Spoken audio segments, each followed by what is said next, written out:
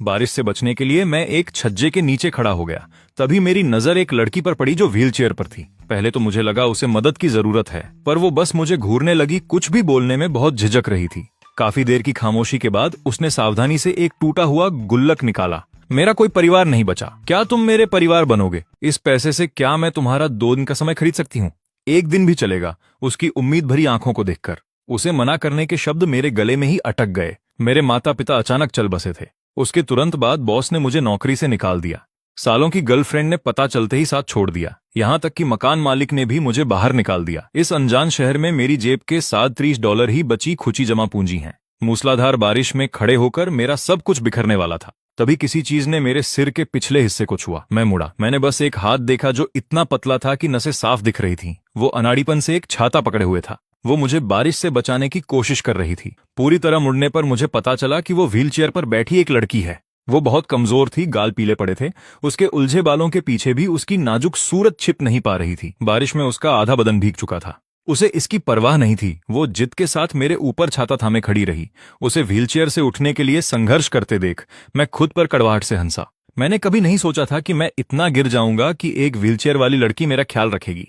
लेकिन इससे पहले कि मैं झुककर उसका शुक्रिया कहता, उसकी व्हीलचेयर पीछे की ओर खिसक गई। तभी मुझे एहसास हुआ कि हम ढलान पर हैं। छाता गिरने का दुख मनाने का वक्त भी नहीं था।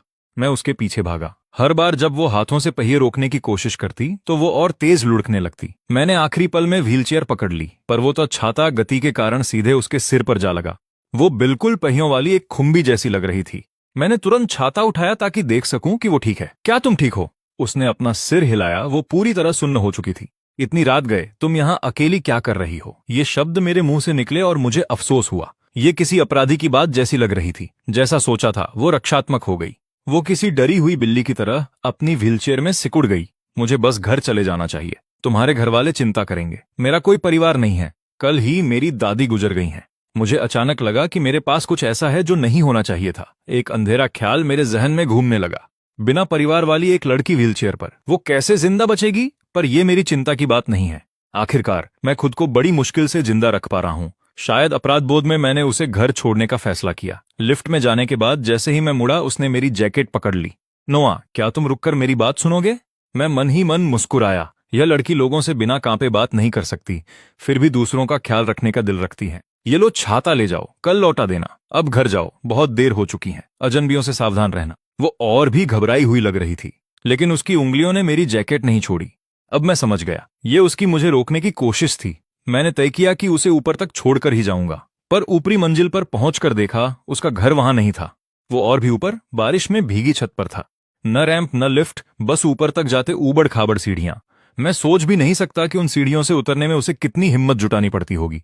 शुक्र है कि उसका वजन न के बराबर है और मैं उसे आसानी से ऊपर ले आया। जब उसने दरवाजा खोला तो पहली चीज जो दिखी वह लिविंग रूम में रखी एक पुरानी तस्वीर थी। एक बुजुर्ग महिला जो बड़ी ममता से मुस्कुरा रही थी, पर दरवाजे के पास कूड़े की थैलियों का अंबार लगा था, क्योंकि घर साफ करना भी उसके लिए संघर्ष था। नीचे कूड़ा फेंकना तो दूर की बात है। जितना मैं समझ रहा था, एक सवाल मुझे परेशान कर रहा था। इतनी दब्बू लड़की रात में बाहर क्यों गई थी? जाने के लिए जैसे ही मुड़ा, वो धीमी और उलझी आवाज में बोली, तुम इतनी दूर आ ही गए हो, वापस क्यों जा रहे हो? मैं ठिठक गया, पर जब मैंने उसे देखा तो उन साफ आंखों ने मेरे सारे उलझे ख्यालों को धो दिया। यह लड़की दुनिया को बिल्कुल नहीं समझती। उसे अंदाजा ही नहीं कि घर में किसी अनजान आदमी को लाना कितना खतरनाक है। इसलिए मैंने झुककर उसे समझाया, अनजान को घर लाना खतरनाक होता है, खासकर किसी ऐसे को जिसे तुम जानती ही नहीं। वो तुरंत सिकुड़ गई, जैसे गलती करते पकड़ी गई हो। मैंने नहीं किया। तुम पहली हो और मैं एक वयस्क हूं। मेरे पास आईडी कार्ड है। सिर्फ आखिरी बात ही साफ निकली, ये बात नहीं है। मैंने सख्ती से कहा, बात तुम्हारी उम्र की नहीं है। मुझसे वादा करो, किसी अनजान को घर नहीं लाओगी। मैंने बात पूरी की और जाने के लिए मुड़ा। मेरी जैकेट फिर से पकड़ ली गई। तो अगर तुम नहीं जाओगे तो ये अगली बार में नहीं गिना जाएगा, है ना?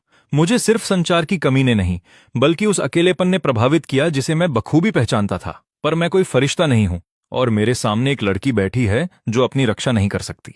कोई गारंटी नहीं कि मेरा अंधेरा एक दिन बाहर ना आ जाए। एक बर्बाद जीवन काफी है। कम से कम इसे किसी और में न फैलने दो। सुनो, मुझे पता है तुम्हें कंपनी चाहिए, पर अगर आज रुक भी गया तो कल क्या? परसों? मुझे जिंदा रहने के लिए कमाना है। मैं यहां हमेशा नहीं रह सकता। मुझे पता है यह क्रूर है, पर उसे अकेले सामना करना सीखना होगा। उसका सिर झुकता देख मुझे लगा कि मैं कुछ ज्यादा ही सख्त हो गया था। देखो, मेरी भी कोई मदद करने वाला नहीं है। मैं बड़ी मुश्किल से भूखा मरने से बच रहा हूं। मुझे पहले अपने पैरों पर खड़ा होने दो। मैंने सोचा नहीं था कि ये शब्द उसकी आंखों में उम्मीद जगा देंगे। वो तुरंत व्हीलचेयर बेडरूम में ले गई और एक टूटा गुल्लक लाकर बोली, मैं तुम्हारा साथ दूंगी। ये मेरी पूरी कमाई है, क्या इतने में काम चल जाएगा? उसकी आवाज धीरे धीरे और धीमी होती गई। वो जानती थी कि ये रकम एक छोटी मछली भी नहीं पाल सकती, पर उसने जिद से इसे पकड़े रखा। उसे ऐसा करते देख मुझे समझ नहीं आया क्या कहूं, पर अब मैं गंभीरता समझ पा रहा था। ये शायद उसकी आखिरी बचत थी। अगर मैं चला गया तो वो इस घर में भूखी मर जाएगी और किसी को पता भी नहीं चलेगा। इसलिए मैंने सीधे पूछा, तुम्हारे माता पिता कहाँ हैं? सच बताना, मम्मी और पापा मुझे नहीं चाहते, वे विदेश चले गए हैं। दादी से भी संपर्क नहीं हो पा रहा। वो मेरे लहजे से कांप रही थी, पर किसी तरह जवाब दे पाई। एक भारी लाचारी मुझे घेर गई। मेरा जवाब न मिलता देख उसने गुल्लक फिर ऊपर उठाया। उसका हाथ दुख रहा था, पर उसकी नजरें मुझ पर टिकी थीं। 2 दिन 1 दिन भी चलेगा, लोग बिकने के लिए नहीं होते। वे नहीं होते, पर पापा हमेशा कहते थे कि वो मुझे बेच देंगे। उसके शब्द मेरे सीने में जंग लगी, कीलों की तरह चुभे। मैं उसके घटिया माता पिता को ढूंढकर सजा देना चाहता हूं। मेरी खामोशी में ही उसने जवाब पढ़ लिया। जो भावनाएं उसने इतने समय से दबा रखी थीं, वो आखिर फूट पड़ी। मुझे माफ कर दो, मैं डर गई हूं। मोटी बूंदें उसके पैरों पर गिरी, वो पैर जो कुछ महसूस नहीं कर सकते थे। मैं पूरी तरह सुन्न हो गया। अरे अरे, रोना बंद करो, क्या हम इसे बैठकर सुलझा नहीं सकते? मैंने नहीं सोचा था कि ये शब्द पॉज बटन की तरह काम करेंगे। वो तुरंत रुक गई, पर आंसू गिरते रहे और वो अब मुंह फुलाए बैठी थी, जिससे ऐसा लग रहा था कि मैं ही गलत हूं। कोई भी देखता तो मुझे ही विलेन समझता। मैंने आखिरकार हार मान ली। ठीक है, तुम्हें मुझसे क्या चाहिए? मुझे खाना चाहिए। बस ईमानदारी से कहूं, मैं किसी भी चीज के लिए तैयार था। उम्मीद नहीं थी कि वो खाने की मांग करेगी। क्या क्या ये ठीक है? बस खाना। ये तुम्हें पहले कहना चाहिए था। रसोई में क्या है? गाजर और अंडे। ओ, और राइस कुकर में शायद चावल हैं। फिर वो अचानक शर्माकर नीचे देखने लगी। मैंने ज्यादा नहीं सोचा, शायद वो सामाजिक रूप से घबराई हुई है। मैं राइस फ्राइड बनाने रसोई में गया, लेकिन अंदर जाकर देखा तो वहां कुछ नहीं था। बस एक बारिश वाला हुड और कोने में कुछ अंडे, एक सूखी गाजर और 2 पुरानी टूटी पतीली थीं। सच कहूं, ये इतना खाली था कि दिल टूट गया। कम से कम तेल, नमक और सोया सॉस वहां थे, तो गोल्डन एक फ्राइड राइस बनाना मुश्किल नहीं था। पर जब मैंने आत्मविश्वास से राइस कुकर ढक्कन उठाया, तो नीचे के चावल इतने सख्त थे कि हथियार की तरह इस्तेमाल हो सकते थे। मैंने एक गहरी सांस ली। मेरी आंखें दोषी को ढूंढने लगीं और मैंने देखा कि वो चुपके से अपनी व्हीलचेयर बेडरूम की तरफ ले जा रही है। वहीं रुको, वो वहीं जम गई। वो भागना चाहती थी, पर हिम्मत नहीं हुई। वो बस मुझे दयापूर्ण आंखों से देखती रही। यह इतना बेतुका है कि मुझे हंसी आ गई। समझाओ, इसे तुम ओवरनाइट चावल कहती हो? किसी ने नहीं पूछा कितनी रातें। बताओ, ये कितने दिनों से यहां पड़े हैं? ओह, 3 दिन, 4 हो ही नहीं सकता। 3-4 दिनों में तुमने इसमें फफूंद की एक पूरी कॉलोनी उगा ली। ये राइस कुकर की गलती है। वो धीरे से बुदबुदाई। मैंने अपनी किस्मत को कोसा और सफाई शुरू की, पर पतीली धोते हुए एक और चिंताजनक ख्याल आया। आखिरी बार तुमने कब खाया था? 2 दिन, उसने नीचे देखकर कहा। उसका पेट भूख से गड़गड़ा उठा। अब सब समझ आ रहा था। यह छोटी बच्ची भूख से मर रही थी। मैंने एक सेकंड भी बर्बाद नहीं किया। मैंने पतीली को तब तक रगड़ा जब तक वो चमक न गई, जबकि आयरिस लिविंग रूम में इंतजार करती रही। कभी कभी मुझे देखने के लिए सिर अंदर करती, या सही कहें तो राइस कुकर को घूरती रही। करीब 20 मिनट बाद मैं गर्मा गर्म एक फ्राइड राइस लेकर बाहर आया, पर कमरे में एक भी डाइनिंग टेबल नहीं थी। आयरिस ने किसी जादू की तरह एक फोल्डिंग टेबल निकाली। मैंने उसे चम्मच दिया। उसने सीधे अंडों पर हमला किया, एक बड़ा चम्मच भरकर बिना फूंके मुंह में डाल लिया। गरम गरम। इतनी जल्दी क्या है? कोई तुमसे छीन नहीं रहा। मैंने खुद एक निवाला लिया। बुरा नहीं है। आयरिस ने सुना और थोड़ी देर शांत रही, फिर सिर झुकाकर और तेज खाने लगी। पहले तो मुझे लगा वो बस भूखी है, लेकिन आधी कटोरी खाते खाते आयरिस के आंसू नहीं रुक रहे थे, जबकि वो खाती जा रही थी। क्यों फिर से रो रही हो? क्या पतीली ठीक से साफ नहीं थी? क्या स्वाद खराब था? मैं बुरी तरह डर गया था, पर वो आंसुओं के बीच हंस पड़ी। उसने हाथ की उल्टी तरफ से चेहरा पोंछा और बोली, कुछ नहीं। मुझे बस दादी की याद आ गई। वो हमेशा यही कहती थी। मैं कुछ कहना ही चाहता था, पर उसकी मुस्कान ने मुझे निहत्था कर दिया, जिसे देखना ही सुकून भरा था। मेरे सीने का बोझ थोड़ा हल्का हो गया। मैं मानूंगा। मेरा दिल पिघल गया। नहीं नहीं नहीं। मैंने खुद को मानसिक थप्पड़ मारा, पर इस हरकत से आयरिस डर गई। उसे शांत करने के बाद मैंने जाने से पहले कुछ बुनियादी हुनर सिखाने का सोचा। मैंने पूछा वो स्कूल कहाँ जाती है। उस उम्र में उसे कम से कम व्यावसायिक स्कूल तो पूरा करना चाहिए था, पर वो इसे लेकर काफी संवेदनशील थी। वो काफी देर फर्श को घूरती रही, फिर धीरे से बोली, मिडिल स्कूल। मैं सिर्फ मिडिल स्कूल तक पढ़ पाई। बाकी बच्चे हमेशा मेरा मजाक उड़ाते थे। दादी ने कहा मुझे वापस नहीं जाना, पर मैं संभाल सकती थी। मैंने एक लंबी आह भरी। इतने समय से घर में कैद, दुनिया से कटी हुई, और अब वो दादी भी नहीं रही जो उसे सबसे ज्यादा प्यार करती थी। सामाजिक कौशल तो भूल ही जाओ। उसकी भावनात्मक उम्र उसी साल थम गई होगी जिस साल उसने पढ़ाई छोड़ी। साफ है कि स्कूल उसके लिए एक बंद दरवाजा है। सरकार की मदद का क्या? क्या कभी तुम्हारे घर को मिली? मुझे नहीं पता। जैसे ही मैं उसकी स्थिति को लेकर परेशान हो रहा था, आयरिस ने बीच में टोका। क्या मैं तुम्हारी तस्वीर बना सकती हूँ? डर है कि अगर तुम चले गए तो वापस नहीं आओगे। उसने बात पूरी भी नहीं की, वो पहले ही अपने कमरे में जा रही थी। मैं उत्सुकता में पीछे गया। दरवाजा खुलते ही मैं दंग रह गया। ऐसा लगा मानो कल्पना के किसी आकाश में आ गया हूं जिसे पेंट से सजाया गया है, लेकिन छत के पास एक खाली जगह है जो व्हीलचेयर की पहुंच से बाहर है। मुझे ड्राइंग करना बहुत पसंद है। पेंटिंग की बात करते ही उसकी आंखों में वो आत्मविश्वास आया जो पहले नहीं दिखा था, पर मैं सोच भी नहीं सकता कि दीवारों पर पेंट करना उसके लिए कितना कठिन होगा। वो खुशी से अपना स्केचबुक निकालती है। उसकी चमकीली आंखें पन्ने और मेरे चेहरे के बीच बार बार आ जा रही थीं। आधे घंटे से भी कम समय में उसने मेरा पोर्ट्रेट बना लिया। मैंने उसके कांपते हाथों से स्केचबुक ली। देखते ही मैं स्तब्ध रह गया। ड्राइंग में मैं बारिश में बैठा हूं, गोल्डन एक फ्राइड राइस की कटोरी थामे, जबकि एक छोटी सफेद बिल्ली मेरे पैर से चिपटकर चावल को लालच से देख रही है। मैंने सोचा भी नहीं था कि वो मुझे ऐसा देखती है। तो वो बिल्ली कौन है? आयरिस ने कभी जवाब नहीं दिया। उसने बस मुंह खोला और बंद कर लिया, पर मैंने गौर किया कि उसके कान इतने लाल हो गए थे जैसे जलने वाले हों। तभी समझ आया, वो बिल्ली वही थी। मैंने अनजाने में उसके सिर के ऊपर देखा, जैसे वहां वाकई बिल्ली के कान हो। बदले में मैंने ऐसी आंखें देखीं जो उलझन और शक से भरी थीं। वो फिर व्हीलचेयर में सिकुड़ गई। बात अजीब होने से पहले मैंने जल्दी से विषय बदल दिया। क्या मैं तुम्हारी बाकी ड्राइंग्स देख सकता हूं? हाँ जरूर। ये नीचे रहने वाली दादी रोज हैं। जब भी मैं छिपकर बाहर निकलता, मुझे दादी रोज नीचे खड़ी दिखाई देती, जो हाथ हिलाकर मेरा अभिवादन करती थी। और ये दादाजी वॉल्ट हैं। वो एक बढ़ई हैं। उन्होंने ही मेरी पुरानी व्हील चेयर बनाई थी। मैं पन्ने पलटता रहता हूँ। मुझे ऐसे लोग मिलते हैं जिन्होंने आयरिस की मदद की या जो उससे मिले। हर कोई इस छोटी सी किताब में खिंचा चला आता है। इसे सिर्फ स्केचबुक कहना कम होगा। यह एक प्यारी और भावुक डायरी जैसी है, जिसे बहुत ही सुंदर अंदाज में बनाया गया है। तभी मुझे एक ख्याल आता है। मैं अपना फोन निकालता हूं और फ्रीलांस इलस्ट्रेशन के दाम चेक करने लगता हूं। एक काम के लिए आमतौर पर 30 से $50 मिल जाते हैं। आयरिस के लिए गुजारा करने को इतना काफी हो सकता है। मुझे ऑनलाइन एक चिबी स्टाइल अवतार मिलता है और मैं पूछता हूं कि क्या वह ऐसा कुछ बना सकती है। वह धीरे से सिर हिलाती है, लेकिन उसे सिर्फ कागज पर बनाना आता है। सिर्फ कागज से काम नहीं चलेगा। डिजिटल आर्ट सीखने के लिए उसे एक ड्राइंग टैबलेट चाहिए। मैं ऑनलाइन देखता हूं तो शुरुआती टैबलेट $15 के आसपास मिल जाता है। यह मेरे बजट में है। और घर पर मेरा एक पुराना धूल खा रहा लैपटॉप है, जिसे मैं यहां ले आऊंगा। मेरी अगली चिंता यह है कि क्या उसके पास फोन है। वो कहती है कि है, लेकिन जब वो अपनी जेब से कुछ निकालती है तो वो एक पुरानी अवशेष जैसी चीज है। एक ईंट जैसा फोन जो इतना पुराना है कि उसे याद भी नहीं कि कौन सा दशक चल रहा है। बची खुची उम्मीद भी दम तोड़ गई। क्या ये काम करेगा? फोन की बात बाद में देखी जाएगी, क्योंकि जो लड़की मुश्किल से खाने का इंतजाम कर पा रही है, उसके लिए इस पूरी योजना की शुरुआती लागत ही बहुत ज्यादा है। और इस बात की भी कोई गारंटी नहीं कि आयरिस को कोई काम मिलेगा भी या नहीं। सच कहूं तो मेरा मन कर रहा है कि अभी हार मान लूं, लेकिन फिर मैं उसकी आंखों की चमक देखता हूं जो अब भी जिंदा है, और मैं अपना होंठ जोर से दबा लेता हूं। भाड़ में जाए सब। जिंदगी पहले ही बदतर हो चुकी है। क्या मैं सिर्फ एक बार लापरवाही नहीं बरत सकता? तभी मुझे एक बात सूझती है। मेरे माता पिता के गुजरने से पहले वो एक अपार्टमेंट किराए पर लिया करते थे। लीज का अभी आधा महीना बाकी है। $300 की सिक्योरिटी डिपॉजिट वापस मिल जानी चाहिए। कल मैं स्थानीय दफ्तर में आयरिस के विकलांग भत्ते के बारे में पता करूंगा। फिर अपने लिए कोई नया काम ढूंढ लूंगा। अगर मैं बजट का ध्यान रखूं तो हम दोनों शायद 1-2 महीने गुजारा कर लेंगे। उसके बाद सब कुछ इस पर निर्भर करेगा कि आयरिस क्या चाहती है। क्या तुम अपने चित्रों से खुद पैसे कमाना चाहती हो? जैसे ही वो हाँ कहती है, मेरे कंधों से एक भारी बोझ उतर जाता है। मैं तय करता हूं कि पहले जाकर पुराना अपार्टमेंट साफ कर लूं, लेकिन जैसे ही मैं जाने लगता हूं, आयरिस फिर से मेरी जैकेट पकड़ लेती हैं। क्या आप कल वापस आएंगे? हाँ। उसकी मासूमियत से पूछा गया यह सवाल देखकर मुझे समझ नहीं आता कि हंसूं या भरूं। कम से कम वो मुझे रात भर रुकने को नहीं कह रही। तुम्हारा नाम क्या है? आयरिस। और आपका? नोआ। अगली सुबह मैं सिक्योरिटी डिपॉजिट वापस पाने के लिए कॉल करता हूं। शायद मेरे माता पिता के साथ हुए हादसे के प्रति सहानुभूति के कारण मकान मालिक ने आधे महीने का बचा हुआ किराया भी वापस कर दिया। उसके बाद मैं बाजार जाकर एक प्रिंट शॉप में नौकरी ले लेता हूं, जहां $300 महीना मिलेगा। सब कुछ निपटाते निपटाते दोपहर हो गई। तभी मुझे याद आया कि अपार्टमेंट में कोई भूखा और बेबस बैठा है।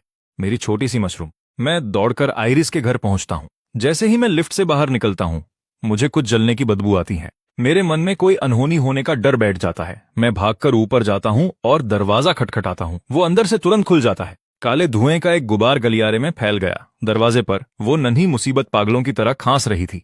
उसकी आंखें किसी ऐसी बच्ची की तरह इधर उधर भटक रही थीं, जिसे पता हो कि उसने गड़बड़ कर दी है। ओह, आप वापस आ गए। उसे सही सलामत देखकर मुझे राहत और हैरानी एक साथ होती है। मैं रसोई में दौड़कर राइस कुकर बंद करता हूं, जो अब भी धुआं उगल रहा था। जब मैं ढक्कन उठाता हूं तो शब्द नहीं मिलते। अंदर पानी की एक बूंद भी नहीं बची थी। पेंदी पूरी तरह कोयला बन चुकी है। दोस्तों, प्रॉम्प्ट 67 यूट्यूब चैनल को सब्सक्राइब करो, और अगर ये वीडियो किसी फेसबुक पेज पे देख रहे हो तो इन सबको अनफॉलो मारो।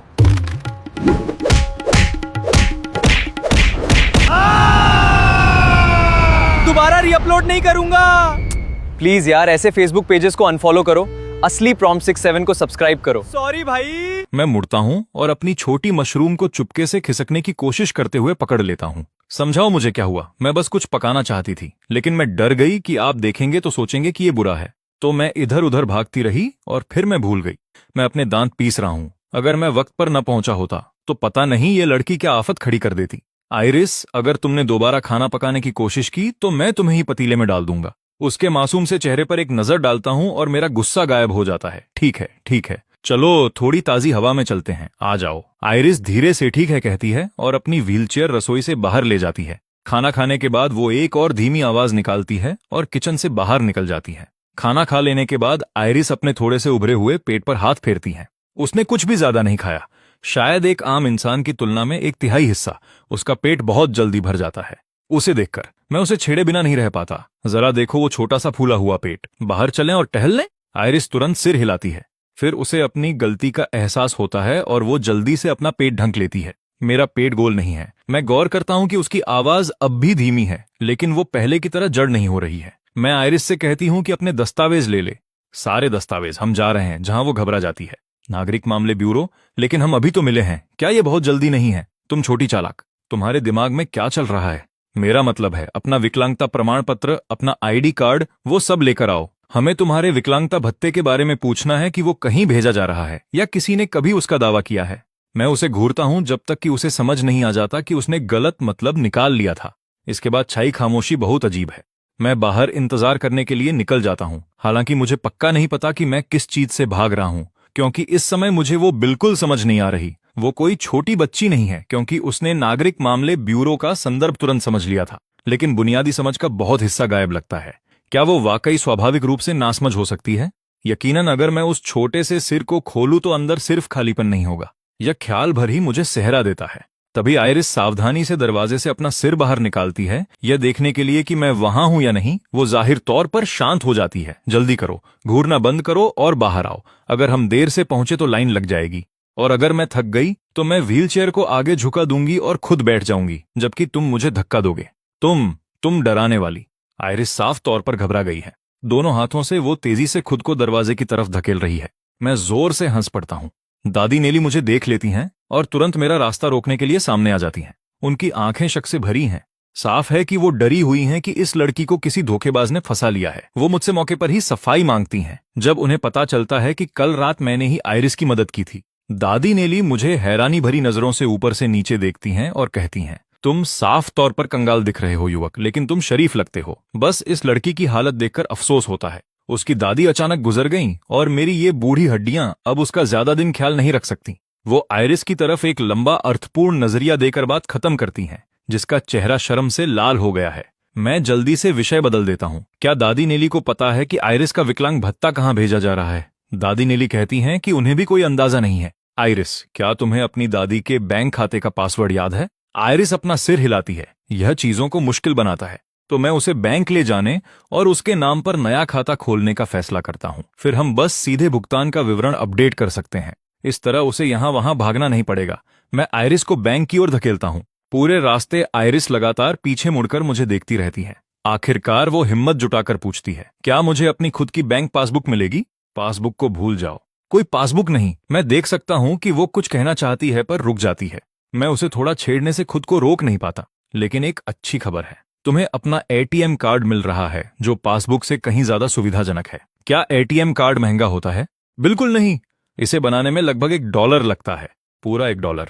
वो तो मेरे पूरे हफ्ते का खर्च है। तुम कौन से दशक में जी रही हो? वाह, मैं धीरे से सांस लेता हूं और उसके लिए मेरे सीने में दर्द होता है। चिंता मत करो, मैं पैसे कमाने का कोई तरीका ढूंढ लूंगा, तुम्हारे मौजूदा खर्च से सैकड़ों गुना ज्यादा। सच में? आइरिस अपना सिर ऊपर करती है। साफ है कि उसे इस संख्या का कोई अंदाजा नहीं है। उन साफ आंखों में सिर्फ उस वादे की उम्मीद है। लेकिन जैसे ही हम भीड़भाड़ वाले बैंक में घुसते हैं, उसकी घबराहट हावी हो जाती है। जब बैंक क्लर्क पूछता है कि उसे किस काम के लिए मदद चाहिए तो वो हकलाने लगती है और मेरी जैकेट को ऐसे पकड़ लेती हैं जैसे वो लाइफलाइन हो, बेताबी से बचाव ढूंढ रही हो। मैं उसे दस्तावेज खिड़की से अंदर डालने के लिए इशारा करता हूँ। इसके बजाय आयरिस अपना पूरा बैग ही उस खांचे में घुसेड़ देती है जैसे वो किसी वेंडिंग मशीन में सामान डाल रही हो। क्लर्क बस देखता रह जाता है, लेकिन किसी तरह सब कुछ आसानी से हो जाता है। वो उसका ऑनलाइन बैंकिंग भी सेटअप कर देते हैं। अब उसे हर बार पैसे निकालने के लिए यहाँ नहीं आना पड़ेगा। नागरिक मामले ब्यूरो जाते समय आयरिस अपने बैंक कार्ड को दोनों हाथों से कसकर पकड़ती है, उसे बार बार उलट पलट कर देखती है और धीमी सी खिलखिलाहट छोड़ती है। उसे देखकर मैं मजाक उड़ाए बिना नहीं रह पाता। यह सिर्फ एक बैंक कार्ड है, इतना खुश होने की जरूरत नहीं है। ध्यान रखना, वरना कोई सोचेगा कि तुम आसान शिकार हो और तुम्हें लूटने की कोशिश करेगा। वो सच नहीं है। मैं बेवकूफ नहीं हूँ, सिर्फ आप ही मुझे बेवकूफ कहते हो जो तुम्हें बुरा इंसान बनाता है। मेरे पास इसके लिए कहने को कुछ नहीं है। यकीनन हमारे आसपास के अजनबी मुझे ऐसी नजरों से देख रहे हैं। मैं जल्दी से काम करता हूँ। मैं सहज ही आयरिस के सिर पर अपना हाथ रख देता हूँ। अगर वो ऐसे ही चलती रही तो शायद मैं पुलिस के हाथों धर लिया जाऊंगा। जैसे ही मेरा हाथ उसे छूता है वो बिल्कुल शांत हो जाती है। फिर मुझे एहसास होता है कि मैंने हद पार कर दी है। मैं अपना हाथ खींच लेता हूँ और माफी मांगने लगता हूँ, लेकिन आयरिस बात पलटकर खुद को दोषी ठहराती है। नहीं नहीं, यह ठीक है, मैं बस बहुत ज्यादा उत्साहित हो गई थी। उस पल मेरा मन करता है कि मैं अपना हाथ ही काट डालूं। आयरिस इतनी असहनीय रूप से प्यारी लग रही थी कि मैंने बिना सोचे समझे उसके सिर को कुछ ज्यादा ही सहला दिया था। मैं कोई अधूरी सी सफाई देता हूँ, ये सोचकर कि मामला सुलझाने के लिए इतना काफी होगा, लेकिन आयरिस कुछ सेकंड सोचती है और फिर मुझसे पूछती है, तो फिर आपने मेरे सिर पर हाथ क्यों फेरा? उस सीधे सवाल ने मुझे निरुत्तर कर दिया, लेकिन उसके पूरी तरह से सच्चे चेहरे को देखते हुए मैं सोचता हूँ कि बेहतर होगा कि मैं सच ही बोल दूं। मुझे लगा कि तुम बहुत प्यारी लग रही हो, जैसे कोई छोटा जानवर। मैं खुद को रोक नहीं पाया। मैं परवाह न करने का नाटक करता हूँ और दूसरी तरफ देखने लगता हूँ। उसकी प्रतिक्रिया जानने के लिए चुपके से वापस देखता हूँ। वो बस एक धीमी सीओ की आवाज निकालती है और मुड़ जाती है, लेकिन मैं उसकी मुस्कान छिपाने की कोशिश करते हुए देख लेता हूँ। मैं इस बारे में ज्यादा नहीं सोचता, यही मान लेता हूँ कि उसे प्यारा कहे जाने की खुशी हो रही है। हम जल्द ही नागरिक मामले ब्यूरो पहुंच जाते हैं। लाइन पहले से ही लंबी है। आयरिस चारों ओर खुश जोड़ों को देखती है और बिल्कुल वही पूछती है जिसकी मुझे उम्मीद थी। क्या ये सब लोग यहाँ शादी करने आए हैं? शायद मैं बस इतना ही कहता हूँ। मेरी आखिरी इच्छा यह है कि मैं उसके दिमाग में और विचार डालूं। फिर आयरिस पास ही एक गंभीर चेहरे वाले जोड़े की तरफ इशारा करती है। उनके बारे में क्या वो भी शादी कर रहे हैं? हो सकता है वो यहाँ तलाक के लिए आए हों, या फिर कुछ और ही। सच कहूं तो मुझे नहीं पता। क्या आप चाहते हैं कि मैं जाकर पूछूं? जैसे ही मैं पास जाने का सुझाव देता हूं, आयरिस तुरंत सिमट जाती है। आप इस बारे में इतना कुछ जानते हैं? आपकी पक्का कई बार शादी हुई होगी। बकवास बंद करो। मेरी शादी कभी नहीं हुई। मैं भी पहली बार नागरिक मामले ब्यूरो आया हूं, तो क्या मैं कभी शादी करूंगी? शायद नहीं। यह इस पर निर्भर करता है कि तुम क्या चुनती हो। क्या मैं खुद किसी को चुन सकती हूं? उसकी आंखों में उम्मीद की एक किरण चमक उठती है, लेकिन वो उतनी ही जल्दी गायब हो जाती है। क्या कोई मुझे चुनेगा? उसका वो धीमा हारा हुआ सवाल मेरे अंदर कुछ सुलगा देता है। किसने कहा ये? माँ ने कहा था कि मुझ जैसी लड़की की शादी हो जाना ही एक आशीर्वाद होगा। मुझे लगता है वो सही कह रही थी। अगर कोई सच में मुझे चुनता तो मैं पहले से ही शुक्रगुजार होती। उसके हाथ व्हील चेयर पर कस गए हैं। मैं नजदीक जाता हूं और उसे स्थिर करने की कोशिश करता हूं। ऐसा सोचना बंद करो, तुम अद्भुत हो, इतनी अद्भुत कि जो भी तुमसे मिले उसे खुद पर शर्म आनी चाहिए। सच में, क्या यह सच है? अभी मुझे देखो, मुझे इतनी शर्म आ रही है कि मैं तुम्हारी तरफ देख भी नहीं पा रहा, अपराध बोध की वजह से। मैं अनजाने में नजरें चुरा लेता हूं। आयरिस एक पल के लिए चुप हो जाती हैं, फिर अचानक कहती है, मुझे लगा तुम्हें मुझे देखना पसंद है। ये कहना कि मुझे पसंद नहीं झूठ जैसा लगता है, लेकिन ये कहना कि मुझे पसंद है चीजों को उस दिशा में ले जाएगा जिसके लिए मैं तैयार नहीं हूं। मुझे बिल्कुल नहीं पता कि क्या जवाब दूं। गनीमत है कि आयरिस इस बात को और नहीं खींचती, लेकिन उसके सवाल अभी खत्म नहीं हुए हैं। क्या मेरा भी हाल उनकी तरह तलाक पर खत्म होगा? वो कितने उदास दिखते हैं, बिल्कुल वैसे ही जैसे माँ और पिताजी दिखते थे। वो हमेशा इतने उदास रहते थे, बिल्कुल वैसे ही जैसे जब वो लड़ा करते थे। मुझे नहीं पता। सच कहूं तो मेरा अभी अभी ब्रेकअप हुआ है। मैं कौन होता हूं किसी को ऐसा जवाब देने वाला? अपनी बर्बाद जिंदगी के बारे में सोचकर मैं खुद पर ही हंसता हूं, लेकिन एक उदासी मन में घर कर जाती है। तभी मुझे एक छोटा सा हाथ मुझे छूता हुआ महसूस होता है। उदास मत हो, तुम्हारे हाथ कितने बड़े हैं। जब वो मेरे सिर पर ऐसे टिकते हैं और उसे लपेट लेते हैं तो ये बिल्कुल मेरे दादाजी के हाथों जैसा लगता है जब मैं छोटी थी। तुम एक अच्छे इंसान हो, इसलिए तुम्हारे हाथ भी जरूर अच्छे ही होंगे। मैं जोर से हंसे बिना नहीं रह पाता। इस लड़की का दिमाग एक अच्छे इंसान होने का कनेक्शन अच्छे हाथों से कैसे जोड़ता है। लेकिन मुझे मानना पड़ेगा, आयरिस से मिलने के बाद से मेरा मन काफी हल्का महसूस हो रहा है। हमारी बारी जल्दी आ जाती है। इस बार मैं आयरिस के बोलने का इंतजार नहीं करता। मैं पहले खिड़की के पास जाता हूँ। नमस्ते। हम उसके विकलांगता भत्ते के बारे में पूछना चाहते हैं और साथ ही फाइल में भुगतान खाता अपडेट करना चाहते हैं। क्या आप कृपया प्रासंगिक दस्तावेज मांग सकते हैं? मैं आयरिस को कोहनी मारता हूँ जो अभी भी खोई हुई है। वो जल्दी से अपना बैग खंगालती है और दस्तावेजों का एक पुलिंदा निकालती है। ऐसा पहले एक बार कर चुकी होने के कारण इस बार वो इसे ज्यादा स्वाभाविक रूप से संभाल लेती हैं। लेकिन जब क्लर्क पूछता है कि खाता बदलने की जरूरत क्यों है, तो आयरिस फिर से जम जाती है। वो मेरी तरफ देखती है, लेकिन वो मुझ पर बोझ नहीं डालना चाहती। वो खुद शब्द निकालने की कोशिश करती है, लेकिन लंबी खामोशी के बाद भी कुछ नहीं निकलता। साफ है कि वो उस डर से अभी बाहर नहीं आई है। इसलिए मैं उसकी मदद के लिए आगे आता हूँ। उनकी दादी का हाल ही में देहांत हो गया है। ऐसी स्थिति में कृपया उसका प्रमाण दें और ये फॉर्म भरें। एक बार जब सब ठीक हो जाए तो बस यहाँ हस्ताक्षर कर दें। आयरिस आखिरकार राहत की सांस लेती है और फॉर्म भरने के लिए पेन उठाती है, लेकिन ये शांति ज्यादा देर नहीं टिकती। क्लर्क आगे झुकता है। क्या आप दोनों जोड़े हैं? क्या आप यहाँ रहते हुए पंजीकरण करना चाहेंगे? हम फिलहाल शादी के तोहफे के तौर पर खाना पकाने का तेल, साथ में एक पतीला और कुछ अंडे दे रहे हैं। मेरे पेट में खलबली मच जाती है। मैं लगभग भूल ही गया था कि हम नागरिक मामले ब्यूरो में हैं। मैं जल्दी से बताता हूं कि हम सिर्फ दोस्त हैं। साथ ही आयरिस की तरफ देखता हूं जिसका भाव बदल चुका है। मुझे नहीं पता था कि उसका चेहरा पूरी तरह से लाल हो चुका है। अगर मैंने उसे समय रहते न रोका होता तो उसका पेन पेट से बाहर उड़ जाता। जाने से पहले मैं क्लर्क से एक और बात पूछता हूं। वो मुझे बताती है कि भत्ते का भुगतान सिर्फ 2 दिनों में होना है। मैं चैन की सांस लेता हूं। ये महीने के सिर्फ $5 हैं, लेकिन प्रिंट शॉप से मेरी $300 की नई मासिक सैलरी के साथ आयरिस कम से कम इस महीने भूखी तो नहीं रहेगी। नागरिक मामले ब्यूरो से निकलने के बाद मैं देखता हूं कि आयरिस अभी भी पहले वाले विषय पर अटकी हुई है, जैसे शादी उसके लिए किसी तरह की आपातकालीन चीज हो। क्योंकि दादी ने कहा था कि शादी करने के बाद कोई ना कोई हमेशा तुम्हारे साथ होगा, तुम साथ में खुश रहोगे।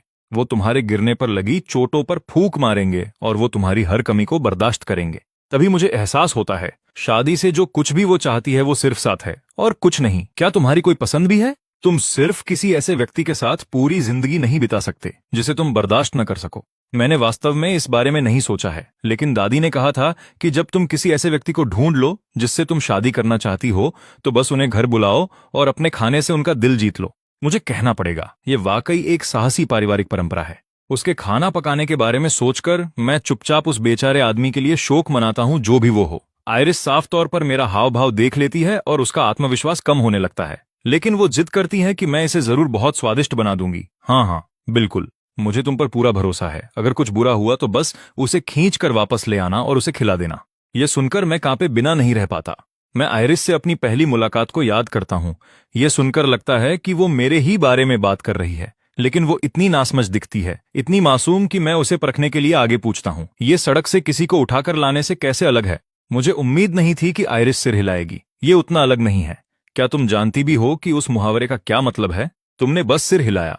दादी नेली ने मुझे बताया था। इसका मतलब है किसी मजबूत नौजवान को पकड़ना और उसे घर लाना, फिर उसे खिला पिलाकर मोटा करना। वो बूढ़ी औरत इस लड़की को आखिर क्या सिखा रही थी? मैं देखता हूं कि आयरिस के कान हल्के गुलाबी हो रहे हैं। तभी मुझे सब समझ आता है। आयरिस, क्या तुम्हें वाकई समझ आ रहा है कि तुमने क्या कहा? आता है। मैं बच्ची नहीं हूं। मैं जानती हूं कि मुझे क्या जानना चाहिए। उसका सिर और नीचे झुकता जाता है, लेकिन वो अपनी बात जारी रखती है, हमेशा की तरह जिद्दी। मैं ये भी जानती हूं कि कल रात तुम्हें घर लाना कोई अच्छा विचार नहीं था, लेकिन तब तुम बिल्कुल मेरी तरह दिख रहे थे। मुझे लगा तुम्हें भी किसी की जरूरत है। मेरी सांसें थम जाती हैं। मैं उसकी व्हीलचेयर को धक्का देता हूं और काफी देर तक खामोश रहता हूं, जब तक कि बात पूरी तरह समझ नहीं आती। वो शुरू से जानती थी कि मैं उसके साथ क्या कर सकता था, लेकिन मुझे सिर्फ अपने साथ कोई चाहिए था। आयरिस को इतना हारा हुआ देखकर, सब कुछ दांव पर लगाने के लिए इतना तैयार होना, बिल्कुल वैसा ही है जैसे मैं पहले हुआ करता था। लेकिन उसे इस तरह देखना सिर्फ मेरे गुस्से को और भड़का रहा है। किसने कहा कि कंपनी की जरूरत का मतलब है तुम्हें ऐसा कुछ करना होगा? क्या तुम्हारे मन में ये ख्याल नहीं आया कि अगर कोई और होता तो क्या हो सकता था? लेकिन आपने नहीं किया, क्योंकि मैंने बड़ी मुश्किल से खुद को रोका, क्योंकि मुझे लगता है कि मैं बेकार हूं। क्या तुम्हें वाकई लगता है कि जिसे बिना कुछ किए सब मिल जाए वो इसकी कद्र करेगा? वो बस तुम्हें एक बेवकूफ समझेंगे। मुझे माफ करना, लेकिन तुम एक अच्छे इंसान हो। आयरिस के आंसू एक एक करके गिर रहे हैं और डांट खाने के बावजूद वो मुझे अपने दोस्त का कार्ड थमाती है। मैं इतना निराश हूं कि मैं सच में हंस देता हूं। इसलिए मैं उससे सीधे पूछता हूं, तो तुम वाकई मुझे अपने साथ रखने की योजना बना रही थी? पहले नहीं, मैं बस चाहती थी कि कोई मेरे साथ रहे। लेकिन जब मुझे एहसास हुआ कि तुम एक अच्छे इंसान हो, और फिर आज यहां आने के बाद मुझे पता चला कि ये वाकई मुमकिन था। मुझे माफ करना, मैं बहुत जल्दी में थी। उसके बाद आयरिस पूरी तरह शांत हो जाती है, लेकिन मैं चीजों को जोड़ना शुरू कर देता हूँ। ये लड़की ऐसी लगती है जैसे सब समझती है, लेकिन उसकी सोच पूरी तरह से उल्टी हो गई है। शादी के बारे में उसका ख्याल प्यार या आकर्षण से कोई ताल्लुक नहीं रखता।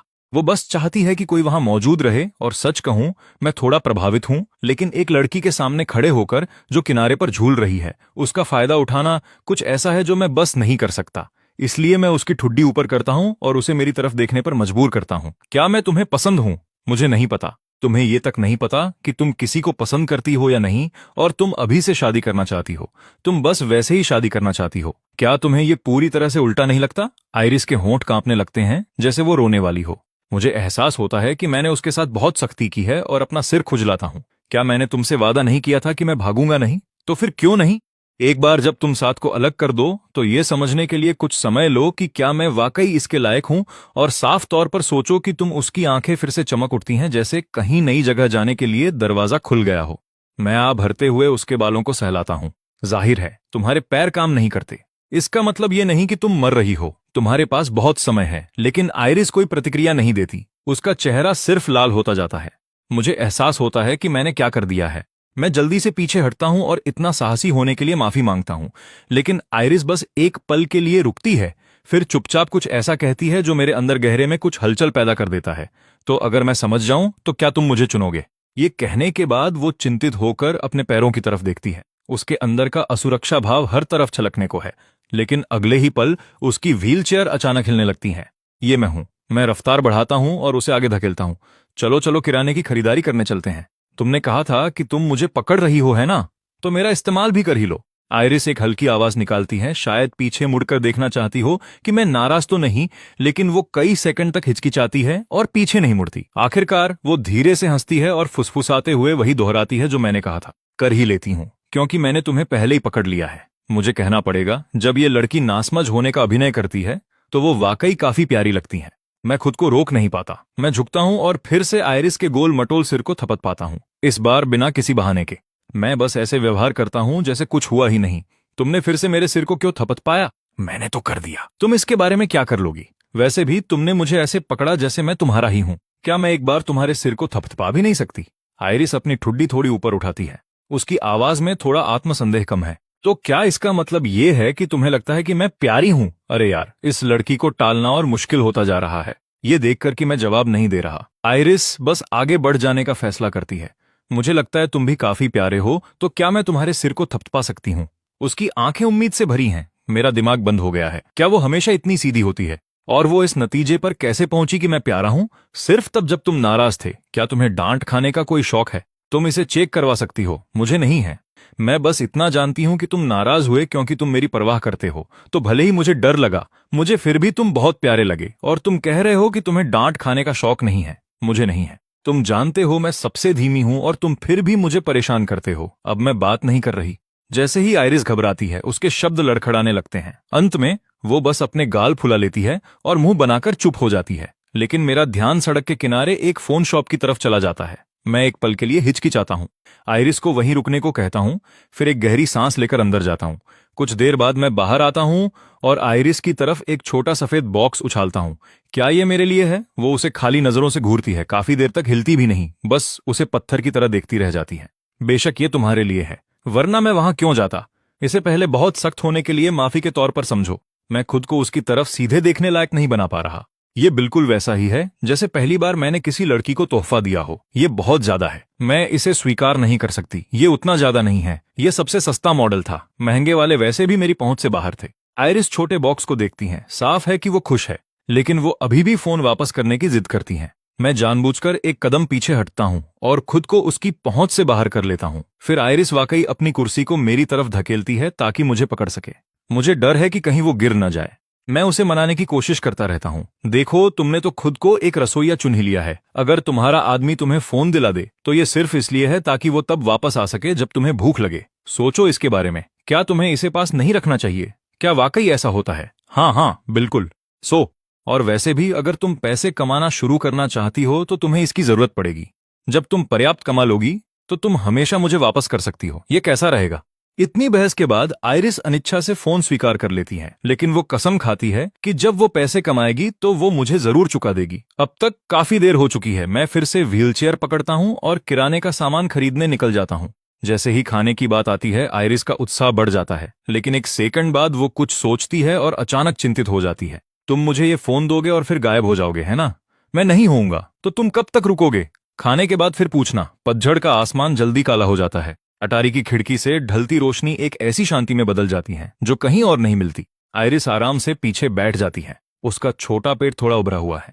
वो एक आलसी जमाई के साथ अंगड़ाई लेती है। उसकी शर्ट का पतला कपड़ा इतना ऊपर उठ जाता है कि एक नरम सा घुमाव दिखने लगता है, और जैसे वो अंगड़ाई लेती है किनारे के नीचे से पीली त्वचा का एक टुकड़ा दिखाई देता है। उसका पतला शरीर बस एक पल के लिए पूरी तरह से सामने था। मैंने हाल ही में गौर किया है कि वो मेरे साथ काफी सहज हो रही है। वो मेरा घूरना पकड़ लेती है और जल्दी से अपना पेट ढंक लेती है। तुम क्या देख रहे हो? मैं उसकी पतली कमर को घूर रहा था और मुझे अपना गला खिंचा हुआ महसूस होता है। देखने लायक कुछ भी नहीं है। तुम इतनी पतली हो, ये काफी चिंताजनक है। पतला होना अच्छा है। आयरिस अपना निचला होंठ बिना माने आगे कर लेती है। ओ, अब तुम मेरे सामने इतरा रही हो। मैं पहले से ही मुस्कुरा रहा हूं।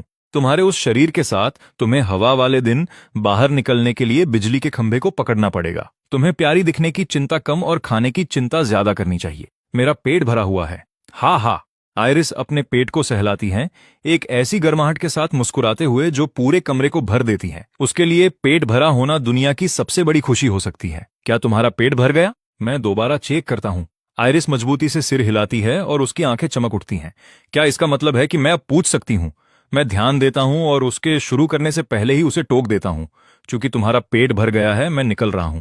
मैं तुम्हें कल फिर खिलाने आऊंगा। तुम धोखा दे रहे हो। वो सही कह रही है। मैं बस उस सवाल से भागना चाहता हूं जिसे मैं पहले टालने में कामयाब रहा कि क्या मैं उसे चुनूंगा। अंदर ही अंदर मुझे जवाब पता है, लेकिन अपनी जिंदगी का कबाड़ा देखकर मैं खुद को भी नहीं समझ पा रहा।